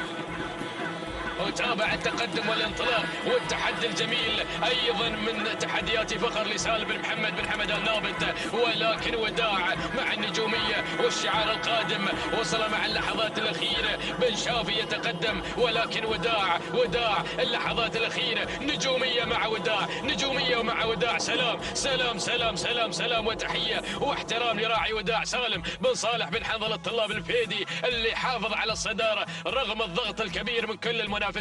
ولكن وداع أصرت كل الإصرار لأن تكون بطلة لهذا الشوط مع شعار بن حنظل. نهنيك الفوز وأسعد الله مساك على هذا الانتصار. المركز الثاني من وصلت مشاهدينا الأعزاء شقا لناصر بن سعود بن حمود بن شافي اللي وصلت مع الأمتار الأخيرة وأخذت المركز الثاني. أما ثالث المراكز فكان الوصول من هوايل لعلي بن ناصر بن حمد العوام المري. المركز الرابع من وصلت فخر لسالم بن محمد بن حمد النابت المري. المركز الخامس كان الوصول مشاهدي الاعزاء من خيره علي بن حمد بن بخيت بن قريعة المري. هذه نتيجتنا. عوده مع التوقيت الزمني يا راعي وداع يا بن حنظل اللي خطف ناموس هذا الشوط، قاطع مسافه 4 كيلومتر في 6 دقائق 3 ثواني 67 جزء من الثانية. تهانينا والناموس لسالم بن صالح بن حنظل الطلاب الفهيدي على فوز وداع بالمركز الأول. بينما ثاني المراكز من وصلت مشاهدينا الأعزاء شقا وتوقيتها الزمني 6 دقائق 4 ثواني 3 من الأجزاء من الثاني. تهانينا لناصر بن سعود بن حمود بن شافي الشافي اللي قدم شقا مع الأمتار الأخيرة وأخذت المركز الثاني. المركز الثالث كان الوصول مشاهدينا الأعزاء من هوايل وتوقيتها 6 دقائق 4 ثواني 15 جزء من الثاني. تهانينا لعلي بن ناصر بن حمد العوامي المري. مستمرين معكم مشاهدينا متابعين الكرام في انطلاقات هذا المساء وتحديات هذا المساء على ميدان الشحانية لسباقات الهجن. واصفين منافسات السباق المحلي السادس. ينطلق الشوط الثاني عشر يسير في تحدي وانطلاقة القعدان وسن الحقائق هنا في هذا المساء الجميل مع شعارات أبناء القبائل. إثارة ولا أجمل مع سن الحقائق مع أشواط السرعة هنا 4 كيلومترات ما شاء الله على هذه الأعداد المشاركة في أرضية ميدان الشحانية. يسير شوطنا الثاني عشر. نتمنى التوفيق لكل الأخوة المشاركين ونبدأ مباشرة مع تقدم مروح اللي روح مع الصدارة مبكرا في تحديات هذا الشوط. عبد الهادي بن علي بن مانع العجمي الذي يقدم شعاره مع مروح في المركز الأول والصدارة. بينما النقلة مع ثاني المراكز وصلكم مغادر عبد الله بن حسن بن علي النشير المري يقدم شعاره مع مغادر في منافسات هذا المساء الجميل على ميدان الشحانية. المركز الثالث وصل جلاد تقدم في هذا الشوط لسعيد بن شفيع بن علي الفهيد المري الذي يقدم جلاد على المركز الثالث. وفي رابع المراكز التقدم في هذه اللحظات من مداهم لعبد الرحمن بن سعيد بن جار الله البريدي يقدم شعاره وينطلق مع مداهم ليحظى على ناموس هذا الشوط مع تقدم هذا المسار الجميل من مداهم. المركز الخامس تابع من الجانب الآخر التواجد والانطلاق هناك من مشغل عبد الله بن جاسم بن عبد الله بن بخيت النابت يقدم شعاره مع مشغل في المركز الخامس. ولكن انخطف في هذه اللحظات من قبل شاهين مع شعار الزعب القادم بقوة. سعيد بن بطي بن محمد المري يقدم تحدياته مع شاهين في المركز الخامس. هذه هذه نتيجتنا للخمسة الأسماء المتقدمة، للخمسة الأسماء المنطلقة في أول إذاعة وأول ندى في مسار هذا الشوط، ولكن أسماء متواجدة هنا وحاضرة بقوة في هذا المساء، شعارات لم يحن موعد دخولها، وأيضا مع الخمسة المراكز المذاعة مع الفايف ستار عودة إلى البداية إلى قمة الشوط هناك مع التقدم الممتاز اللي نتابعه في هذه اللحظات من مداهم اللي غير مباشرة إلى مقدمة الشوط.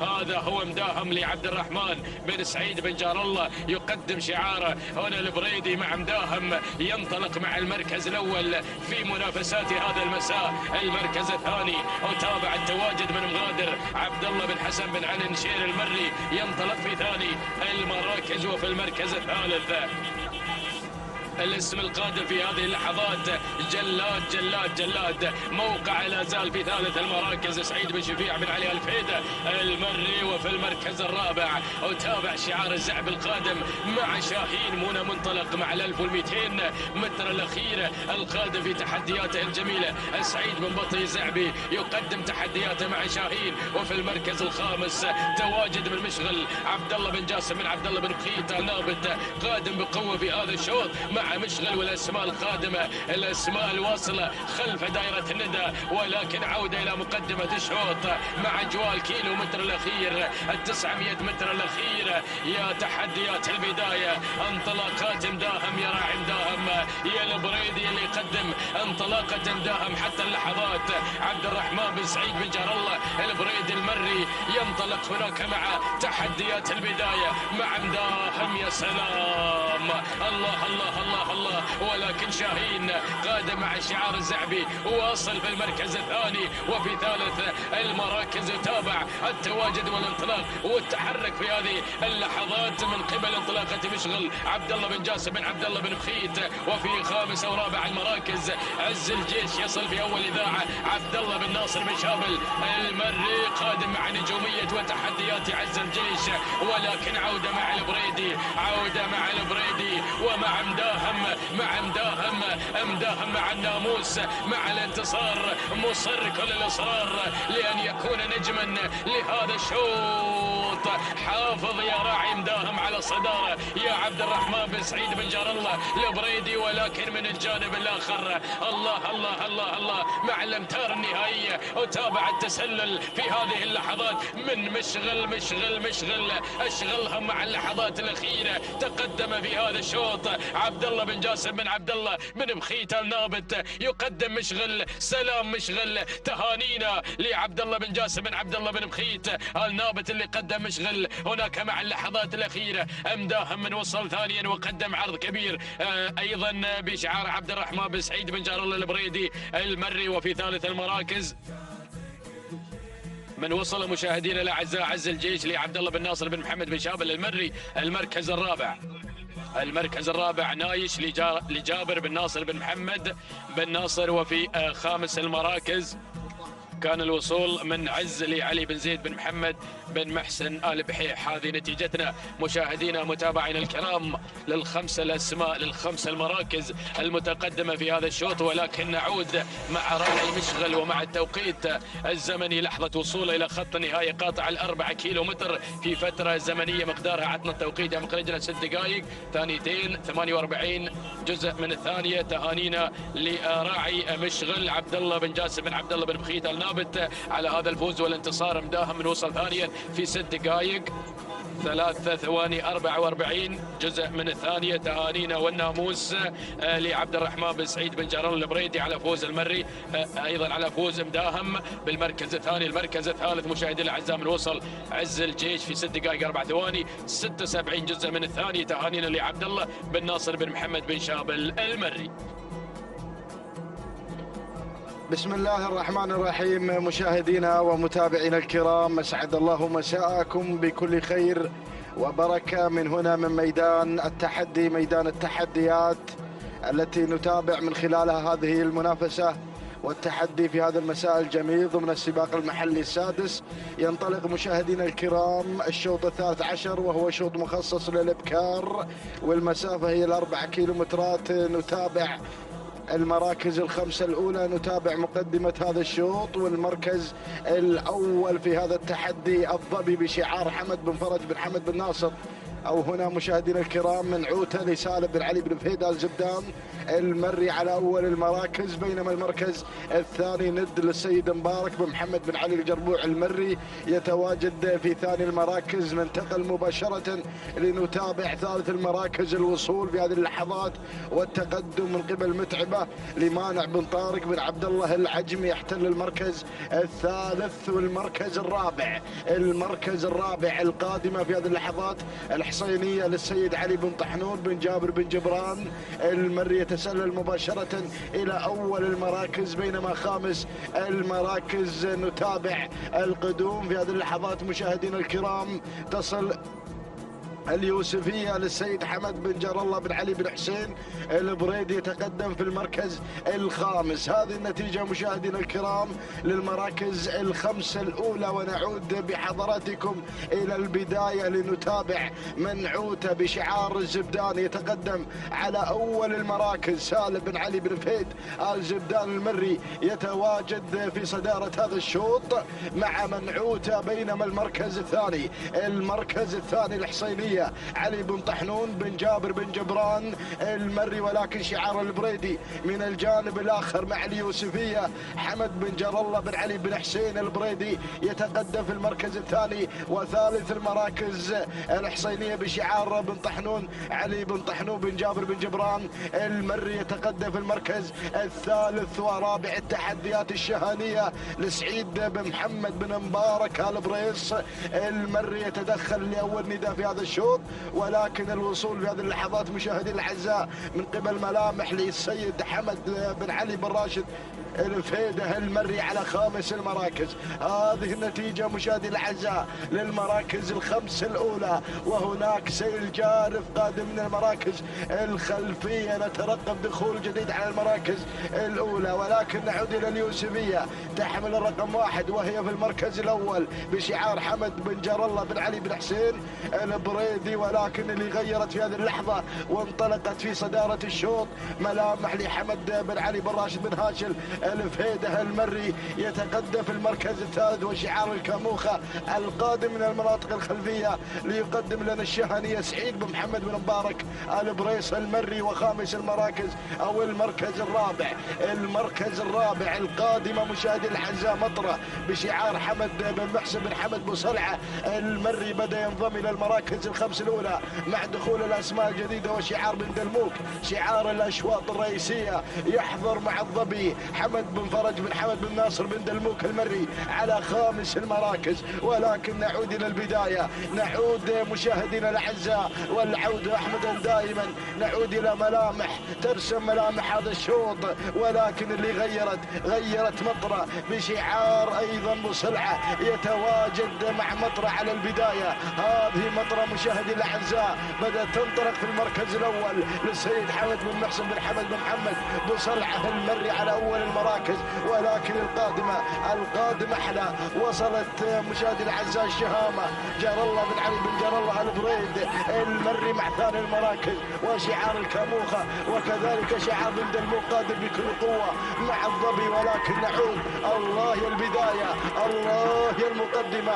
هذه مشاهدينا الكرام، هذه مشاهدينا الاعزاء مطرة على الصدارة، مطرة مع ابو صلعة، ولكن اللي غيرت مشاهدي الاعزاء الشهامة مشاهدي الاعزاء بدأت تنطلق بالمركز الاول وتتواجد على الصدارة لجار الله بن علي بن جار الله البريد المري يحقق الإنجاز في هذا الشوط مع الشهامة مشاهدي الأعزاء تبحث عن مكانة الشهامة والانطلاق الكبير. هذه الشهامة مشاهدي الأعزاء تحقق ناموس مميز في هذه الفترة المسائية بأشواط الحقائق ضمن تحديات السباق المحلي السادس.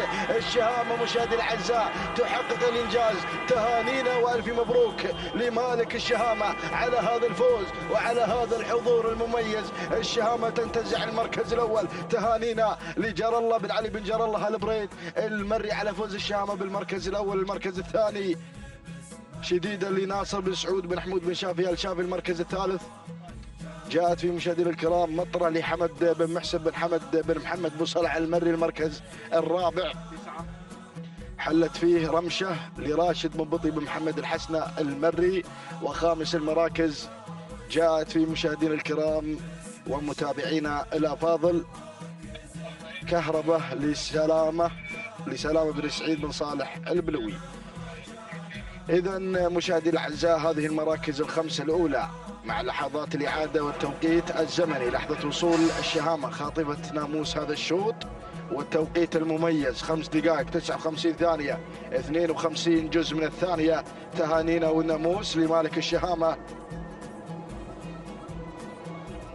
جار الله بن علي بن جار الله البريد المري. بينما المركز الثاني حلت في مشاهدي الأعزاء شديدة لناصر بن سعود بن حمود بن شافي آل شافي، والتوقيت الزمني 6 دقائق بدون ثواني 97 جزء من الثانية.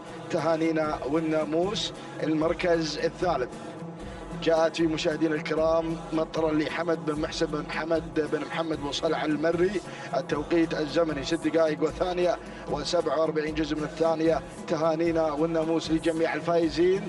تتواصل التحديات والإثارة مرة أخرى مع انطلاقات أشواط المساء، أشواط التحدي والإثارة لسن الصغار من مسافة 4 كيلومترات. ينطلق على بركة الله الشوط 14 وهو شوط مخصص للقعدان الحقائق. ونتابع مقدمة هذا الشوط لنتابع المراكز الخمسة الأولى في هذا التحدي الكبير. نتابع شعار صائد الرموز يأتي على البداية وينطلق في المركز الأول مع عتيم للسيد منصور بن محمد بن منصور آل سيف الخيارين، يتواجد على أول المراكز. بينما الصداوي في المركز الثاني لعبد الهادي بن صالح بن حمد بن قبعان المري يغير مباشرة إلى المركز الأول. وثالث المراكز نواف محمد بن طحنون بن جابر بن جبران المري يتواجد في المركز الثالث.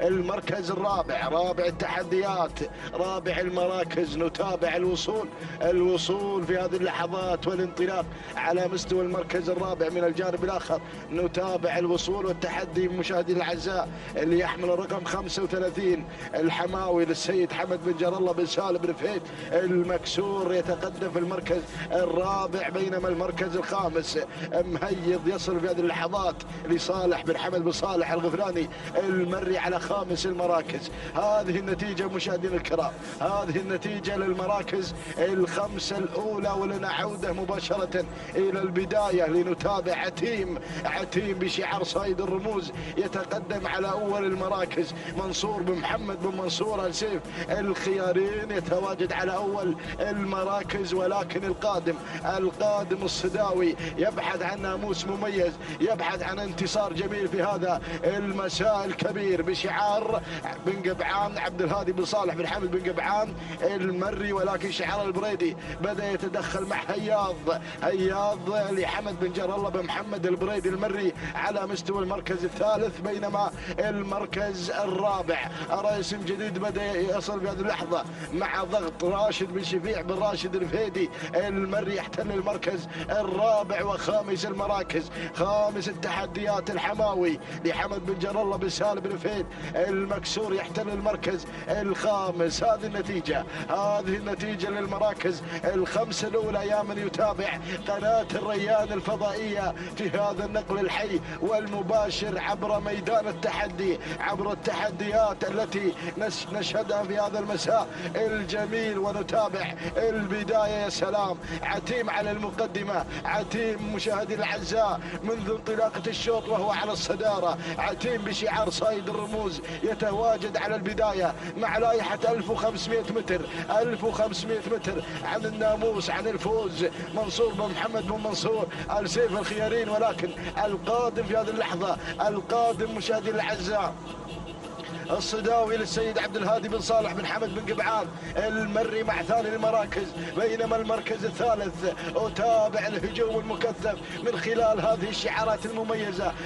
يصل الضغط لراشد بن شفيع بن راشد الفهيدي المري. بينما المركز الرابع هياض للسيد حمد بن جار الله بن محمد البريد المري. وأرى الأسماء القادمة، أرى أسماء قوية منطلقة في هذا التحدي. شاهين شيبان بن حمد بن خالد الشهواني يصل وصل لأول إذاعة على مستوى المركز الخامس، ولكن هياض وهنا أيضا الصداوي مشاهدي الأعزاء في هذه المعركة المميزة يتواجد مع بن قبعان، ولكن اللي غير شاهين على الصدارة. شيبان بن حمد بن خالد الشهواني غير مباشرة إلى المقدمة ليعلن تواجد هنا مشاهدي الأعزاء. شاهين على البداية، شاهين على المقدمة، ولكن القادم مهيض صالح بن حمد بن صالح الغفران المري مع المركز الثاني والمركز الثالث.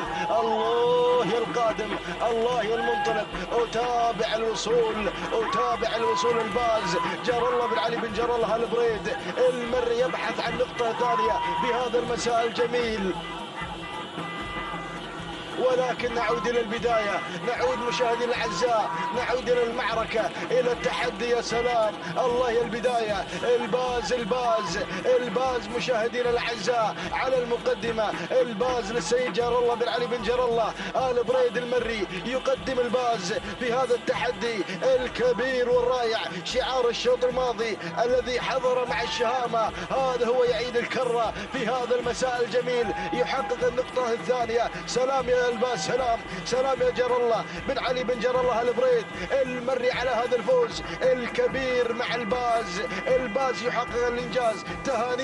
تهانينا والف مبروك على هذا الفوز والتألق في مساء هذا اليوم. تهانينا لمالك الباز جار الله بن علي بن جار الله البريد المري المركز الثاني.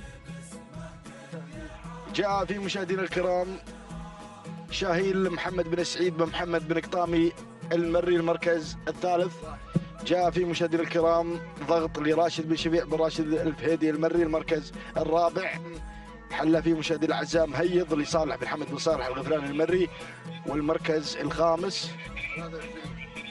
وصل في مشاهدينا الكرام شاهين لشيبان بن حمد بن خالد الشهواني.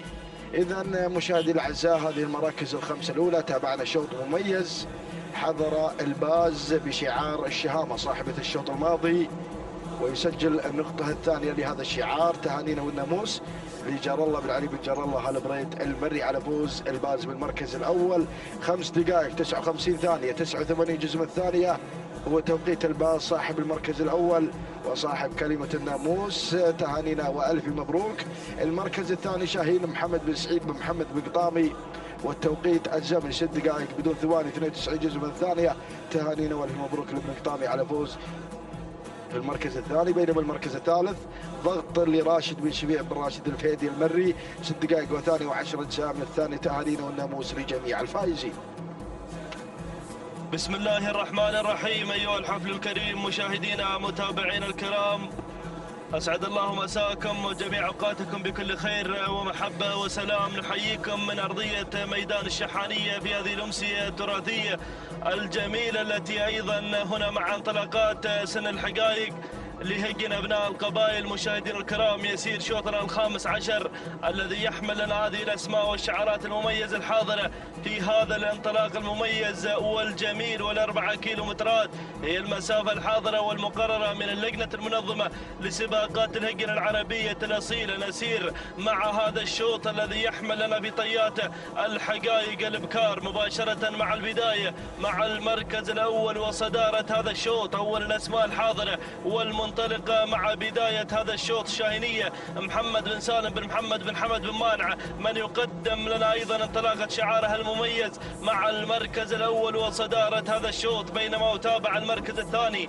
تتقدم هنا الريم بشعار علي بن فرج بن حمد بن ناصر بن دلموك، شعار تميز في هذا المساء يقدم لنا أيضا هذا الاسم مع المركز الثاني. المركز الثالث أتابع الوصول والتقدم هناك من ميمنة الميدان اللي واصل في هذا المساء المميز والجميل بلشة حمد بن راشد بن محمد الزبداني المري. بينما المركز الرابع الوصول والتقدم في هذه اللحظات من قبل اللي واصل في هذا المسار مشاهدينا الكرام، وصول من الصايلة محمد بن نايفة الهاجري من يصل مع المركز الرابع.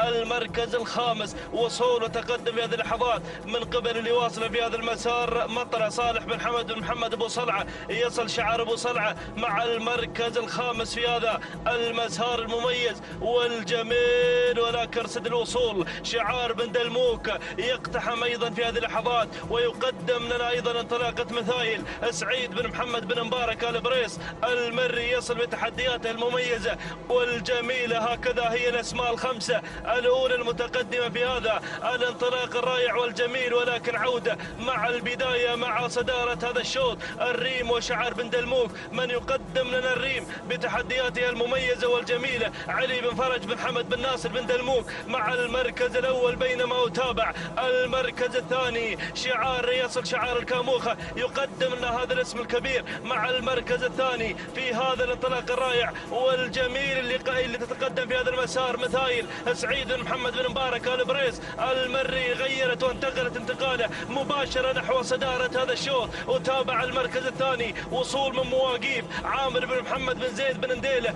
المري، وأيضا وصول من شعار أبو صلعة يقدم لنا مطرة، وأيضا تقدم في هذه اللحظات من قبل اللي واصل بلشة حمد بن راشد محمد الزبداني المري. وخامسا وتابع الوصول والتقدم من مظنة علي بن حزام بن راشد بن عبد الله الزعبي يصل مع المركز الخامس. هكذا هي الأسماء الخمسة الأولى المتقدمة في هذا المسار المميز، ولكن الله يا سلام البداية مع مثايل شعار الكاموخة من يقود المسيرة بتحديات المميزة والجميلة من خلال هذا التواجد الكبير. هناك مع البداية مع المركز الأول مثايل، ولكن أبو صلعة يقدم لنا مطرة بتحدياتها المميزة والجميلة. الله الله الله، مطرة غيرت وانتقلت نحو الصدارة، وأيضا شعار الزبداني من ميمنة الميدان ووصل شعار المغامر يقدم لنا تحدياتها المميزة من خلال تواجد فوق راشد بن بط الزعبي يصل أيضا في هذا المسار المميز والجميل والرائع، وأيضا شعار يقتحم الصفوف في هذه اللحظات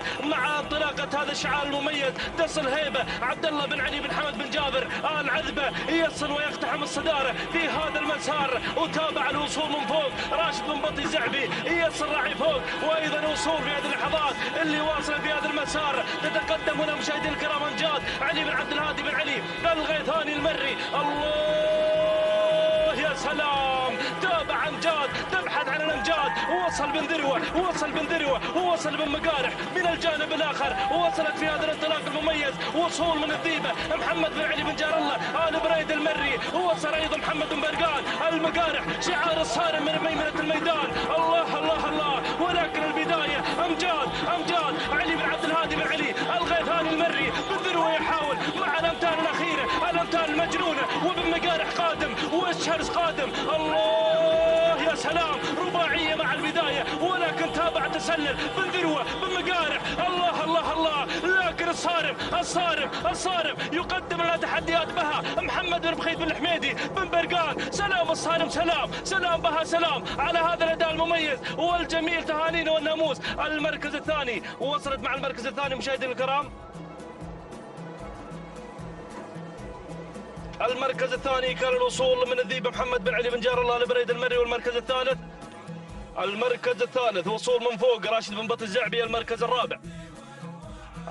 الرابع وصلت مشاهدينا الكرام مع المركز الرابع أمجاد علي بن عبد الهادي بن علي الغيثاني المري. والمركز الخامس كان القدوم الوصول من هيبة عبد الله بن علي بن حمد بن جابر العذبة. هكذا مشاهدينا الكرام تابعنا هذا الشوط، ولكن حضرت بها بحضور الكبار لتكون نجمة في هذا الشوط. تهانينا والناموس لمحمد بن برقان المقارح الصارم من قدم لنا ايضا انطلقت بها 5 دقائق 59 ثانيه 44 جزء من الثاني. تهانينا والناموس على هذا الفوز وهذا الانتصار. المركز الثاني وصل شعار بن ذروه مقدما لنا ايضا انطلاقه شعاره المميز مع المركز الثاني من خلال تواجد الذيبه توقيت الزمني 5 دقائق 59 ثانيه 96 جزء من الثانيه. تهانينا والناموس لمحمد بن علي بن جار الله البريد المري. المركز الثالث وصل الشرس ايضا مقدما لنا انطلاقه فوق مع المركز الثالث 6 دقائق بدون ثواني 9 أجزاء من الثاني. تهانينا وناموس الراشد بن بط الزعبي. مشاهدينا الكرام متابعينا الافاضل، التواصل مستمر وتحدياتنا مستمره من ارضيه ميدان الشحانيه في هذه الامسيه التراثيه الجميله التي تجمع هذه الشعارات ايضا ضمن السباق المحلي السادس. يسير شوطنا ايضا السادس عشر المخصص للقعدان الحقائق. مباشره نسير مع البدايه، نسير مع المركز الاول مع هذه الاسماء والشعارات المميزه الحاضره المنتظرة والمنطلقة أيضا في هذا المسار، الباحثة عن تسجيل نقطة مسائية مميزة هنا في أرضية ميدان الشحانية مباشرة مع الصدارة. الحذر من يأتينا مع المركز الأول سالم بن علي بن فهيد آل زبدان المري، من يقدم لنا شعاره وتحدياته المميزة والجميلة مع المركز الأول. المركز الثاني وتابع الوصول من نواف عبد الله بن علي محمد القبعان المري، يصل ايضا مع ثاني التحديات. المركز الثالث وصول وتقدم في هذه اللحظات من قبل رعد عبد العزيز بن كردي بن طالب آل منخس المري، يصل ايضا بتحديات المميزه مع المركز الثاني. المركز الرابع وصول وتقدم في هذه اللحظات مشاهدينا الكرام من تواجد هناك ايضا قناص راشد بن سالم بن محمد بن علي بن دوحه. والمركز الخامس وصول وتقدم من شاهين عبد الرحمن بن طالب بن راشد آل بحيح المري. هكذا هي الأسماء الخمسة الأولى المتقدمة في هذا المسار المميز والجميل، ولكن عودة مع شعار الزبداني من يقدم لنا الحذر سالم بن علي بن فهيد آل زبدان المري، من يقود الأسماء في هذا الانطلاق المميز والجميل ويقدم لنا الحذر بتحدياته المميزة والجميلة مع المركز الأول. بينما أتابع المركز الثاني هنا الواصلة مع المركز الثاني في هذه اللحظات من الجانب الآخر تتقدم مشاهدينا الكرام هناك ايضا من يتقدم في هذا المسار عزيزه، وهناك ايضا نواف عبد الله بن علي بن محمد القبعان المري يصل مع المركز الثاني. المركز الثالث وتابع الوصول والتقدم والتسلل في هذه اللحظات من قبل اللي واصل في هذا المسار قناص، يصل راشد بن سالم بن محمد بن علي بن دوحه المري الذي يصل ايضا في هذه اللحظات. المركز الرابع وصول وقدوم من شاهين عبد الرحمن بن طالب بن راشد آل بحيح المري. بينما المركز الخامس يتقدم في هذا المسار من الجانب الآخر وميمنة الميدان من يتسلل مشاهدينا الكرام. وتابع التقدم والوصول من غيث صالح بن مسلم بن طالب بن عقيل، يصل شعار بن عقيل يقدم لنا تحدياته المميزة من خلال تواجد غيث مع المركز الخامس. هكذا هي الأسماء إذا مشاهدينا الكرام، لكن عودة مع البداية، عودة مع الحذر وحذاري من الحذر اللي يقدم لنا أيضا هذا الانطلاق والمسار المميز مع البداية سالم بن علي بن فهيد آل زبدان المري. ولكن رصد الوصول ووصل في هذا المسار وتقدم لاهوب سالم بن عبد الله بن سعيد بن محمد البخيت، يصل شعار البخيت يقدم لنا هذا الاسم ايضا مع المركز الثاني. المركز الثالث يتقدم هنا مشاهدينا الكرام شاهين عبد الرحمن بن طالب بن راشد آل بحيح، يصل مع المركز الثالث. المركز الرابع وصول من مخلف هادي بن نايف بن محمد بن عامر العجمي، يصل مع المركز الرابع. المركز الخامس يا وسعود يصل في هذا المسار ويتقدم هناك ايضا اللي واصل رعد عبد العزيز بن كردي بن طالب آل منخس المري، وتدخلات من شعار بن عقيل يقدم لنا غيث مع المركز الخامس. هكذا هي الاسماء، لكن عودة مع البداية، عودة مع المركز الاول وصدارة هذا الشوط. الحذر مع البداية، الحذر من يتقدم في هذا المسار سالم بن علي بن فهيد آل زبدان المري.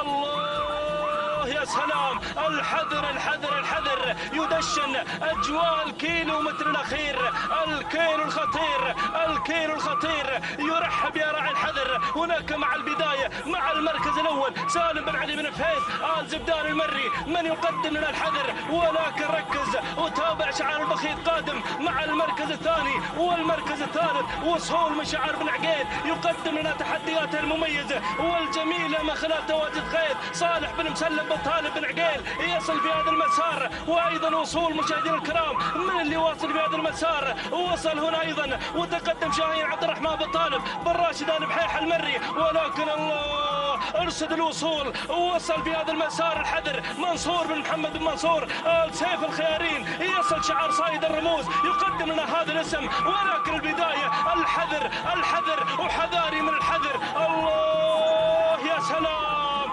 قلت لكم ان الحذر خطير في هذا الشوط، في هذا الشوط يقدم لنا هذا الانطلاق، يقدم لنا هذا الاداء المميز والجميل سالم بن علي بن فهيد آل زبدان المري، يقدم لنا الحذر، طار الحذر، يقدم لنا هذا العرض المسائي المميز. سلام وتحية واحترام لمالك الحذر على هذا الفوز وهذا الانتصار، وسلام سلام سلام يا راعي الحذر على هذا الاداء المميز والجميل. ما ما شاء الله على هذا العرض المميز والجميل. سالم بن علي بن فهيد آل زبدان من يقدم لنا الحذر. مشكور يا الحذر، واسعد الله مساك على هذا الفوز وهذا الانتصار. تهانينا والناموس على فوز الحذر بناموس هذا الشوط. المركز الثاني وصل مع المركز الثاني مشاهدينا الكرام. غاية يصل ايضا مع المركز الثاني صالح بن مسلم بن طالب بن عقيل. المركز الثالث كان الوصول من الفهد علي بن حمد بن بخيت بن قريع المري. والمركز الرابع وصل مشاهدينا الكرام لاهوب سالم بن عبد الله بن سعيد بن محمد البخيت. المركز الخامس وصل مشاهدينا الكرام الحذر منصور بن محمد بن منصور آل سيف الخيارين. تابعنا هذا الشوط ولكن حضر الحذر ايضا بحضور الكبار وقدم لنا هذا العرض المميز. 5 دقائق 59 ثانيه 61 جزء من الثاني. تهانينا وناموس سالم بن علي بن فهيد آل زبدان المري. المركز الثاني وصل مشاهدينا الكرام متابعينا الافاضل مع المركز الثاني غيث بشعار بن عقيل ايضا من قدم لنا غيث مع ثاني التحديات 6 دقائق 5 ثواني 57 جزء من الثاني. تهانينا والناموس لصالح بن مسلم بن طالب بن عقيل والتهاني والناموس يا فيصل. بينما المركز الثالث وصل مشاهدينا الكرام الفهد وتوقيت الزمن 6 دقائق 6 ثواني 11 جزء من الثاني. تهاني والناموس العلي بن حمد بن بخيت بن قريع المري.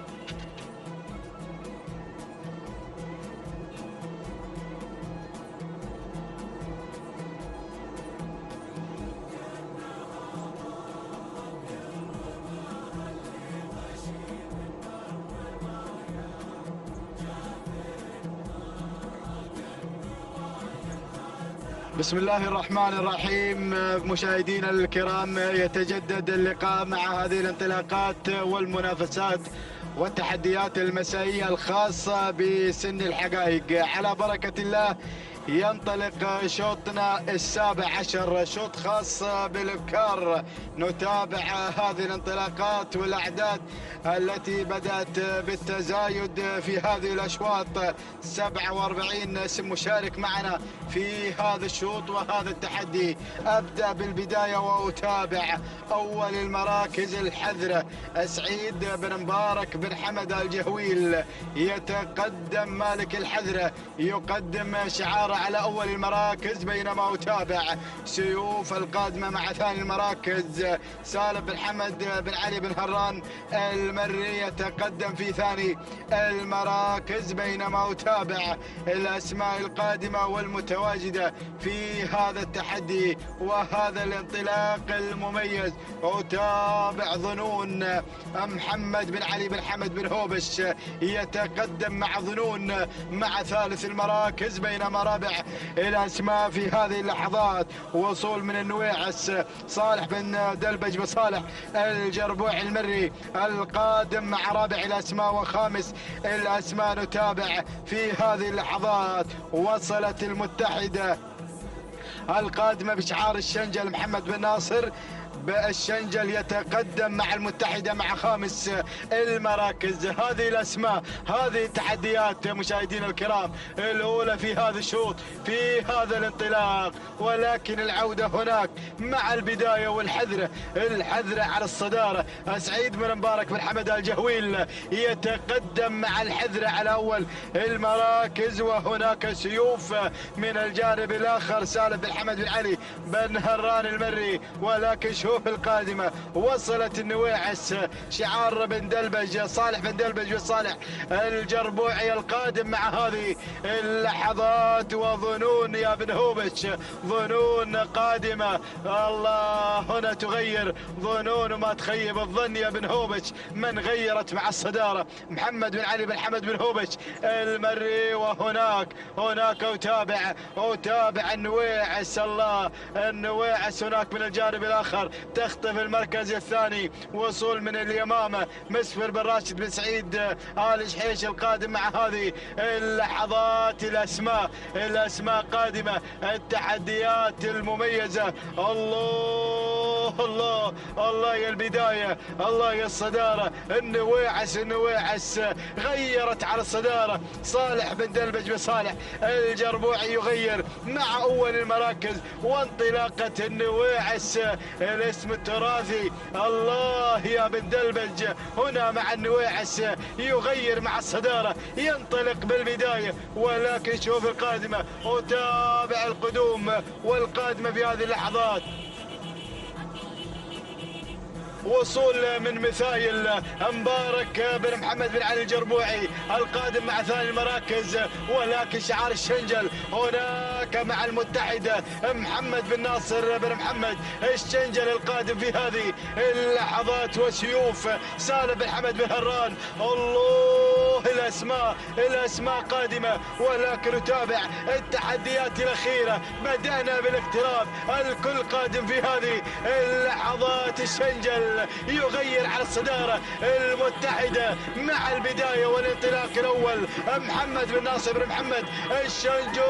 الله الله الله، بن دلبج قادم مع ثاني المراكز. النواعش صالح بن دلبج بصالح الجربوع المري، ولكن شوف القادمة وصلت سيوف سالم بن حمد بن علي بن هران القادم مع هذه اللحظات. وهناك من الجانب الآخر الله الأسماء، الله التحديات القوية، ولكن غير انطلق. شوف القادم الشنجل، وهنا بن دلبج يغير على الصدارة، ينطلق مع النواعس. صالح بن دلبج وصالح الجربوع المري ينطلق بالبداية. الله يا النواعس وأداء النواعس، الله مشكور يا بن دلبج، مشكور على هذا الأداء. وهناك المتحدة قادمة، هنا شعار الشنجل القادم مع ثاني المراكز، ولكن تابع وصول. الله هناك من شعار حمد بن عبد الله الزعبي القادم مع هضبة، ولكن الله اللحظات الحاسمة. وهناك طموح فاران بن عتيق بن محمد آل بريد قادم مع اللحظات الأخيرة، ولكن أعود إلى الصدارة. الشنجل المتحدة الزعبي قادم، وهناك فاران أيضا قادم البريدي. الله اللحظات الأخيرة، خط النهاية مع المتحدة مع الشنجل، ولكن البريدي قادم اللحظات الأخيرة. الله المتحدة تهانينا والناموس لمحمد بن ناصر بن محمد الشنجل على هذا الفوز والانتصار. فوز المتحدة بالمركز الأول. ثاني المراكز كان الوصول من طموح فاران بن عتيق بن محمد آل بريد. ثالث المراكز وصلت هضبة لحمد بن عبد الله بن راشد الزعبي. ورابع المراكز كان الوصول من النويع الصالح بن دلبج بصالح الجربوع المري. وخامسا وصلت مشاهدينا الكرام سيوف سالم بن حمد بن علي بن هران المري. هكذا كانت النتيجة مشاهدينا الكرام. تابعنا الندية والإثارة حتى اللحظات الأخيرة، واستطاعت المتحدة أن تخطف ناموس هذا الشوط لتهدي الشنجل هذا الفوز والانتصار ب5 دقائق 59 ثانية 35 جزء من الثانية. تهانينا والناموس لمحمد بن ناصر بن محمد الشنجل على هذا الفوز. ثاني المراكز وصلت مشاهدينا الكرام طموح ب5 دقائق 59 ثانية 77 جزء من الثانية لفاران بن عتيق بن محمد آل بريد المري. وثالث المراكز وصلت هضبة ب5 دقائق 59 ثانية 99 جزء من الثانية لحمد بن عبد الله بن راشد الزعبي. تهانينا والناموس للجميع.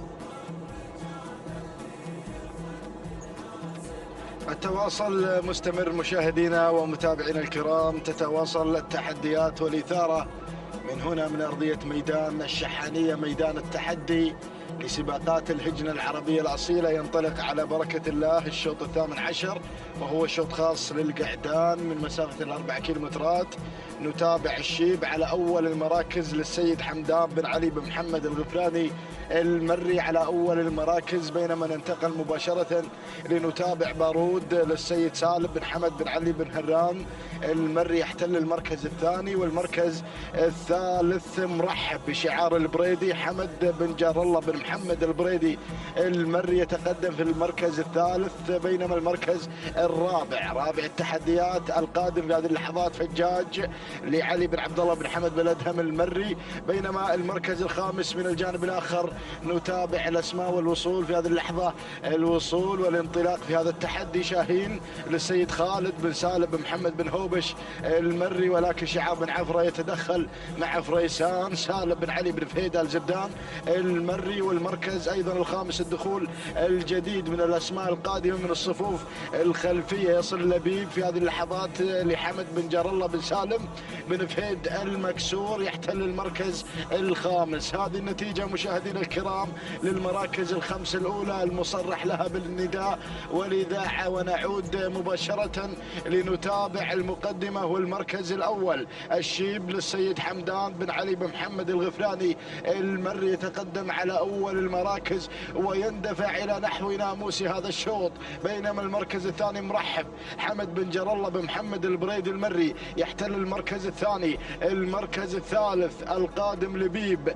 لحمد بن جر الله بن سالم بن فهيد المكسور يحتل المركز الثالث. ناخذ المركز الرابع لنتابع فريسان سالم بن علي بن فهيد الزبدان المري. والمركز الخامس فهيم المبارك بن محمد بن مبارك بن جهويل المري على خامس المراكز. ولكن من الجانب الآخر أتابع القدوم في هذه اللحظة من قبل شاهين خالد بن سالم بن محمد بن هوبش المري على مستوى المركز الخامس.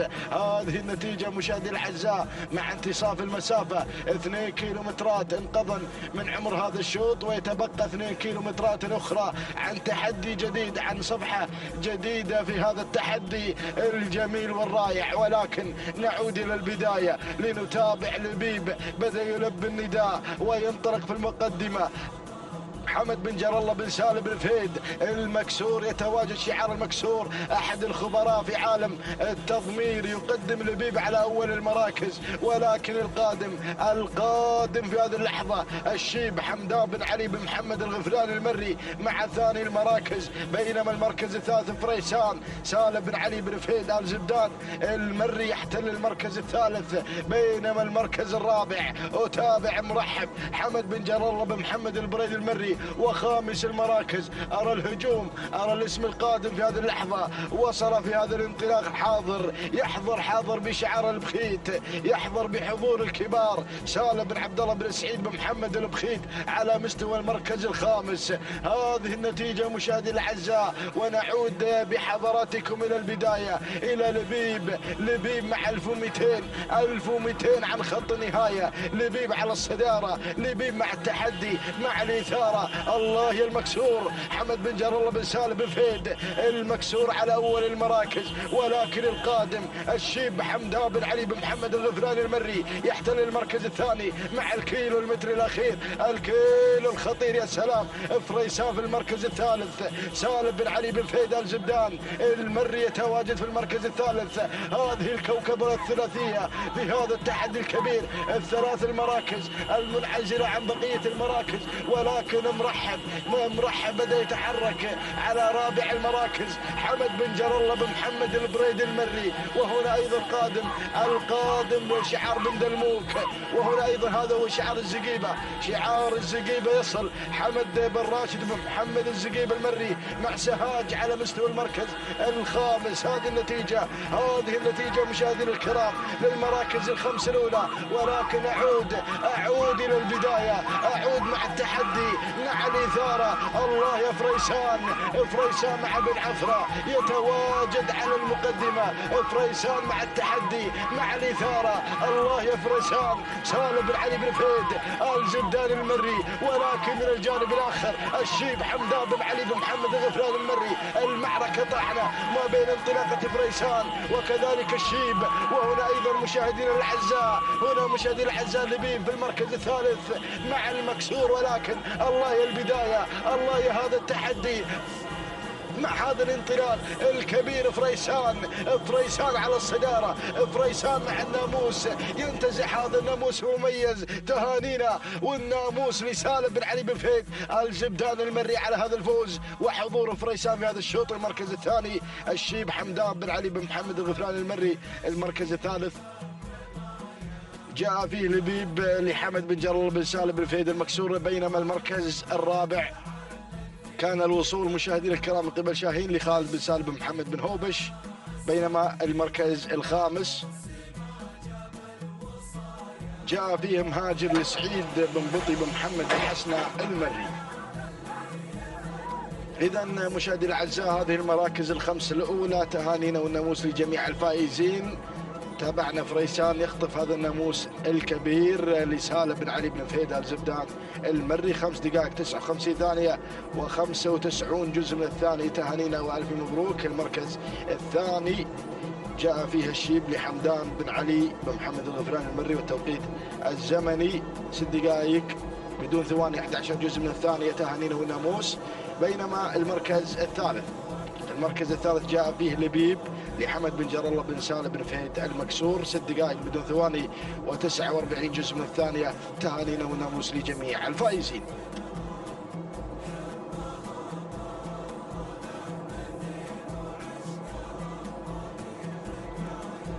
مشاهدينا الكرام، نجدد لكم التحية والترحيب في هذه الانطلاقة وانطلاقة شوطنا 19، شوط خاص بالابكار الحقائق وانطلاقات هذا المساء. نتابع هذه الاسماء المتواجدة في هذا الشوط، ونبدأ هناك لعد المراكز الاولى والصدارة مباشرة.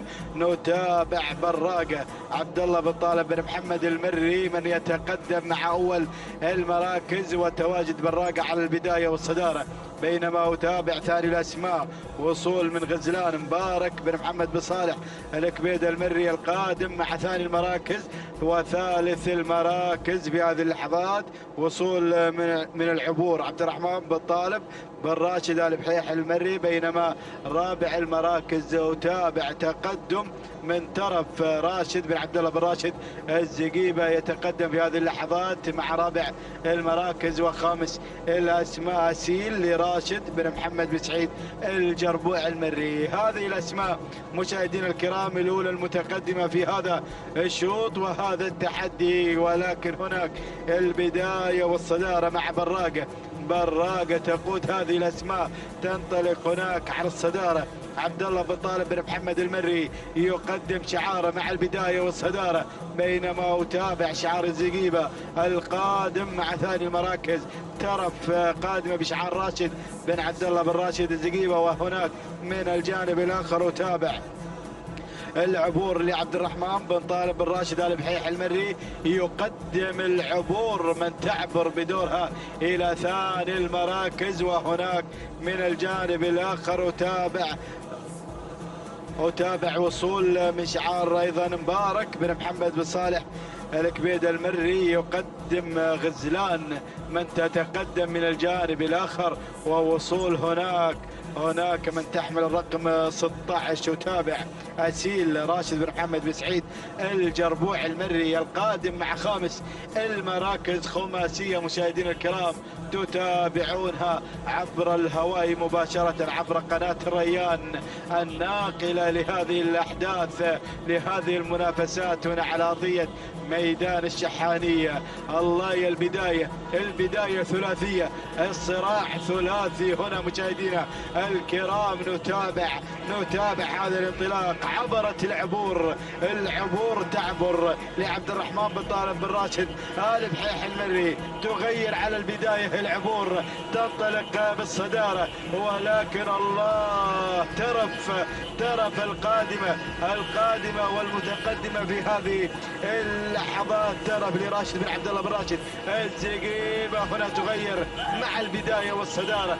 بينما أتابع من الجانب الآخر هناك أسيل راشد بن محمد بن سعيد الجربوع المري قادم في هذه اللحظات. ووصول من شواهين تغير، تنطلق في هذه اللحظات جابر بن سالم بن سعيد الجربوع المري. الله الأسماء، الهجوم القادم مشاهدينا الكرام. أتابع وصول من خيرة علي بن حسين بن علي الجربوع المري قادم في هذه اللحظات. وصلت الأسماء، وصلت الشعارات مع الكيلو الأخير، الكيلو الخطير.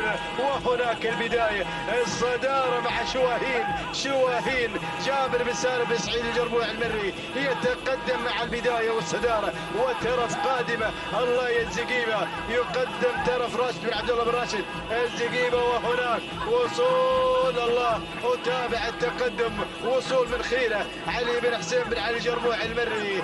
الله يا القادمه، الله يا التحديات، هناك الاسماء، هناك الانطلاق، وتابع الوصول مهابه عتيق بن فهران بن محمد بن قريع يصل في هذه اللحظات، ووصول هناك من شواهين علي بن عبد الله بن علي الفهيد المري. الله شعار البطين القادم، ولكن اعود مع البدايه مع شواهين على الصداره، ولكن طرف الزقيبه قادمه. الله شواهين تقود الاسماء، تنطلق بالبدايه. جابر بن سالم بن سعيد الجربوع المري. الله اللحظات الاخيره، طرف الله يا زقيبه هنا مع اللحظات الحاسمه، ولكن شواهين وترف اللحظات الاخيره، خط النهايه مع شواهين ولكن طرف الزقيبه تغير مع اللحظات الاخيره. الله يا طرف هنا مع اللحظات الاخيره تنتصر في هذا الشوط. تهانينا وناموس لراشد بن عبد الله بن راشد الزقيبه على هذا الفوز والانتصار. ثاني المراكز وصلت شواهين جابر بن سالم بن سعيد الجربوع المري. ثالث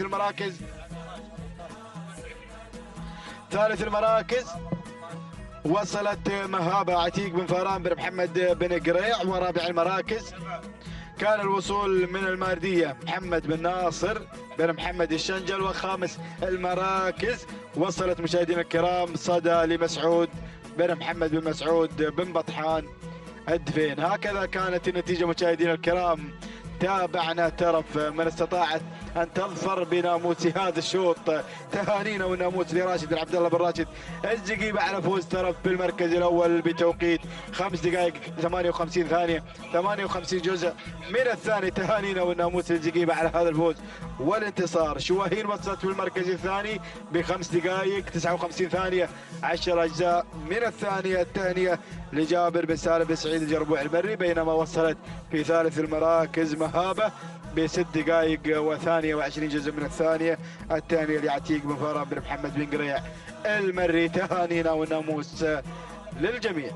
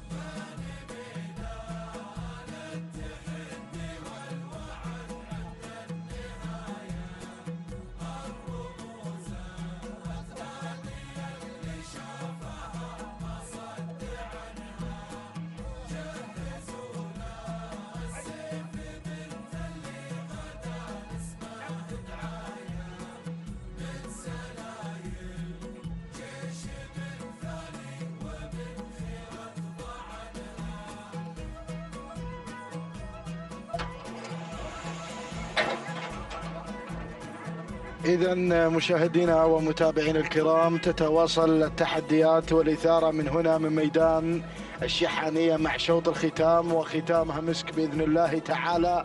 ينطلق مشاهدينا الكرام الشوط 20. بعد نهاية هذا الشوط يسدل الستار عن تحديات سباق سن الحقائق في هذا المحلي السادس. نتابع انطلاقة هذا الشوط ونتابع المركز الأول والمقدمة مشاهدينا الكرام. نتابع شفا لسالم بن عبد الله بن سعيد بن محمد آل بخيت على أول المراكز، بينما قمرية تحتل المركز الثاني للسيد سالم بن علي بن فهيد آل زبدان المري. والمركز الثالث هقوة للسيد محمد بن علي بن حمد بن هوبش المري يحتل المركز الثالث، بينما المركز الرابع القادمة مودة لمحمد بن بخيت بن برقان بن بقارح المري يتقدم في المركز الرابع. والمركز الخامس من الجانب الآخر ومن الزاوية الصعبة نتابع الوصول في هذه اللحظات والتقدم من قبل متعب للسيد سالم بن عبد الله بن جر الله النابت المري على خامس المراكز. ولكن نتابع الأسماء المتدخلة في هذا الشوط. نتابع بلشة للسيد حمد بن جر الله بن محمد البريد المري يتدخل مشاهدينا الأعزاء من عمق الميدان. وهنا أيضا كذلك الوصول من قبل طواري للسيد سالم بن محمد بن سالم الحنزاب المري القادم على مستوى المركز الخامس. هذه النتيجة مشاهدينا الكرام للمراكز الخمسة الأولى. ونعود بحضراتكم إلى البداية ونتابع صدارة هذا الشوط مع حقوة للسيد محمد بن علي بن محمد بن هوبش المري يتواجد على الصدارة وينطلق في المركز الأول. ولكن شفا سالم بن عبد الله بن سعيد بن محمد آل بخيت يتواجد مع ثاني المراكز. والمركز الثالث متعبة للسيد سالم بن عبد الله بن جر الله النابت المري. والمركز الرابع نتابع هنا وصول في هذه اللحظات والتقدم مشاهدي الأعزاء من قبل طواري سالم بن محمد بن سالم الحنزاب المري. وهنا مشاهدي الأعزاء اسم جديد بدأ ينضم إلى المراكز الخمسة الأولى. نتابع سيرة لراشد بن محمد بن سعيد الجربوع المري على مستوى المركز الخامس. هذه النتيجة مشاهدي الأعزاء للمراكز الخمسة الأولى الفايف ستار على صدارة هذا الشوط. ولكن نعود إلى ركب الصدارة لنتابع المقدمة والمركز الأول. نتابع حقوة وهقوتها الفوز والناموس في شوط الختام يا بن هوبش محمد بن علي بن حمد بن هوبش المري يتقدم على أول المراكز، يندفع إلى نحو الناموس مع انتصاف المسافة. نتابع حقوة في الكادر الأعلى عبر قناة الريان الفضائية. ولكن الوصول من الجانب الآخر طواري سالم بن محمد بن سالم الحنزاب المري. بينما المركز الثالث القادمة شفا سالم بن عبد الله بن سعيد بن محمد البخيت. بينما المركز الرابع أرى التقدم من قبل سيرة راشد بن محمد بن سعيد الجربوع المري. وخامس المراكز متعبة سالم بن عبد الله بن جر الله النابت المري على مستوى خامس المراكز. هذه المراكز الخمسة الأولى لنداءنا الأخير للمراكز المتقدمة. ولكن نعود مباشرة إلى الاندفاع، نعود إلى الانطلاقة الجميلة اللي تقدمها حقوة للسيد محمد بن علي بن حمد بن هوبش المري 1500 متر عن خط نهاية في شوط الختام يا بن هوبش. أرى الأسماء القادمة، أرى الشعارات الخطيرة. أتابع الوصول من قبل سيرة وسيرتها أيضا مشاهدينا الأعزاء السيد راشد بن محمد بن سعيد الجربوع المري وثالث المراكز. أتابع طواري سالم بن محمد بن سالم الحنزاب. بينما المركز الرابع تتقدم متعبة سالم بن عبد الله بن جر الله النابت المري. والمركز الخامس الله يا هذا القدوم من قبل زعزعة سعد بن محمد آل بريص المري على خامس المراكز. هذه النتيجة مشاهدينا الكرام. ولكن نذهب إلى ركب الصدارة، إلى ركب المقدمة لنتابع الكيلو المتر الأخير، الكيلو الخطير مع شوط الختام. وهقوة على البداية، هقوة مع الناموس. الله يا هقوة تنطلق في الصدارة للسيد محمد بن علي بن حمد بن هوبش المري. ولكن الوصول من قبل سيرة راشد بن محمد بن سعيد سعيد الجربوع المري تشكل الخطر سيرة مع ثاني المراكز، ولكن ما شاء الله تبارك الرحمن على هذا الأداء، على هذا العرض الجميل اللي تقدمه هقوة، وهقوتها الفوز. هذه هقوة مشاهدي الأعزاء تحتل المركز الأول وتنتزع ناموس هذا الشوط. إن واصلت على هذا المشوار